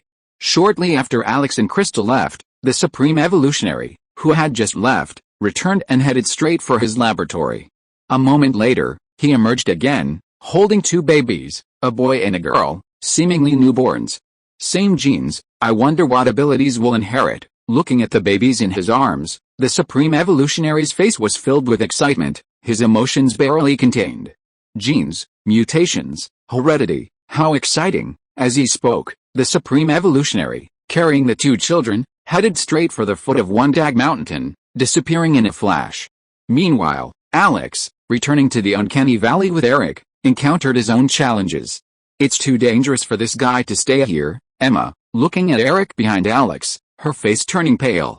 "We don't have a special prison to hold him." The mutant home had built numerous prisons, housing many prominent figures, but all were ultimately abandoned due to the frequent vandalism and escapes of prisoners. With such a huge investment in resources and no real gains, Emma was already considering abolishing the prisons. Alex then remembered the current state of the uncanny valley and realized it was unsafe to leave Eric alone. After much deliberation, Alex and Eric approached SHIELD, fearing that only SHIELD had the specialized prisons to hold Magneto. Chapter 325 The Trouble Left by the Madman. When Alex and Eric arrived at SHIELD, they were surprised to find Nick Fury nowhere to be found. Natasha and Carter were also nowhere to be seen. It seemed as if the entire SHIELD management had vanished. The atmosphere at SHIELD headquarters was strange. The frantic agents exchanged glances, but not a single word uttered. What happened? Alex surveyed SHIELD headquarters in amazement, his mind racing. Despite his attempts, he came up empty, hoping for a clue. Alex rarely used telepathy unless absolutely necessary. Before Alex could even begin to use it, Nick Fury and the others appeared in his perception, their expressions calm and unremarkable. But Alex, with his keen senses and his intimate familiarity with them, instantly sensed them, like a volcano of suppressed rage, poised to erupt at any moment. "What's wrong, Nick?" Alex asked, voice transmitted, without appearing. Nick Fury was walking with his head held high when he suddenly heard Alex's voice. He shuddered, sighed, and unconsciously quickened his pace. In a moment, Nick Fury returned to his office, where Alex waited, bewildered. "Apocalypse, what's wrong?" Without waiting for Alex to speak, Nick Fury stepped forward, his dark face expressionless, his single-eyed deep, ocean-like vision. Eric, standing nearby, was completely ignored by Nick Fury. Alex frowned slightly, saying with some surprise, "Apocalypse was injured by me, he should be asleep by now." Alex instinctively realized that SHIELD was in trouble, and it might be Apocalypse's fault. "That guy." Nick Fury clenched his fist and pounded it hard on his desk, his face filled with anger. He glanced at Eric and cursed him indignantly. He just walked away, leaving this mess behind. Alex immediately realized it was a legacy issue. He muttered to himself, then asked curiously, "What happened, do you know?" Nick Fury's head swiveled, his one eye fixed on Alex for a moment before slumping back in his chair. He smiled wryly. "In just these 3 days, there have been nearly 100,000 more mutants around the world." "What?" Alex stared at Nick Fury in disbelief, his mind boggling. Nick Fury shook his head, ignoring Alex's expression, and continued, "Before the apocalypse, they were all normal humans. How is that possible?" Alex leaped from his chair, his expression agitated. Eric, beside him, was equally shocked, his eyes nearly popping out of his head. With the continuous advancement of Earth's technology, and the influence of various uncontrollable factors, the mutant population has increased significantly. But the sudden appearance of 100,000 mutants in 3 days, as Nick Fury claimed, would have been impossible before then. More importantly, mutants are born, they don't become mutants later, as Nick Fury described. With this thought in mind, Alex slowly sat down again, looking at Nick Fury with a serious expression and asking, "Tell me everything." As he spoke, Alex glanced at Eric. Eric's face was filled with resignation as he slowly slumped to the ground, losing consciousness. "That wasn't necessary. This happened so suddenly and hastily. We didn't have time to contain it. In a few days, the whole world would know about it." Nick Fury sighed bitterly. He turned to Alex and began to explain. After hearing Nick Fury's explanation, Alex's expression became strange, a mixture of laughter and tears, and he remained silent for a long time. "What's wrong, Alex?" Alex's strange reaction puzzled Nick Fury, and after a long pause, he finally couldn't help but ask. Alex regained his composure and turned to the scowling Nick Fury. Hesitantly, he said, "I don't think those people are mutants, not mutants." Nick Fury clearly didn't believe Alex's words, his doubtful eyes tinged with deep contempt. Yes, after hearing Nick Fury's explanation, Alex was certain these people weren't mutants, but most likely Inhumans. He hadn't spoken up before, partly because he didn't know how to start, but also because Alex was secretly contacting Atlan. After all, the Inhuman secrets couldn't be revealed to outsiders. Fortunately, Atlan hadn't yet fully relocated to the moon. Medusa, the Inhumans' true leader, was on Earth. While discussing this with Medusa, Alex explained to Nick Fury, "They're actually another race, the Inhumans." Alex pointed to himself, a smile spreading across his face. "You know, I'm an Inhuman, too." "Inhuman? How could they be Inhumans?" Nick Fury had known Alex for so long that he knew many secrets, such as the fact that Inhumans must undergo the Terrigen Mist to mutate. But wasn't the Terrigen Mist only found in Atlan, the Inhuman capital? Seeing Nick Fury's surprised expression, Alex gave a dry laugh and briefly recounted the battle that had taken place in Atlan a few days prior. And the Terrigen Mist that caused their mutations was most likely released by Maxim. Only a madman like him would do such a thing. Alex gnashed his teeth as he spoke, his hatred for Maxim rising with each passing moment. Meanwhile, high above Mount Everest, in the Atlantean Imperial Court, Medusa scowled at Maxim, who knelt before her. Her crimson hair twisted rapidly in the air like an agitated python, looking quite frightening. "Maxim, have you considered the consequences of doing this?" Medusa wasn't the only one present in the imperial court. Practically all of the Inhuman royal family was present.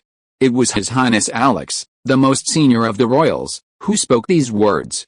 Maxim is indeed a madman, he has never surrendered so far.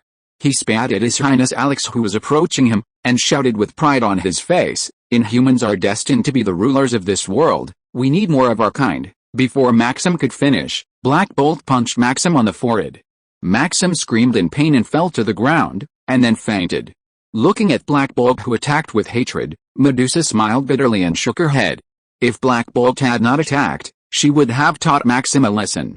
Taking a long breath, Medusa gathered her thoughts and said, we will talk about Maxim's problem later. Now let's talk about what to do with these new Inhumans. End of this chapter. Thank you very much for reaching the end. Don't forget to like. Looking for more exclusive content and immediate access? Subscribe to our Patreon. Remember, every like, subscription, or donation encourages us to continue. Thanks to everyone, see you in the next video.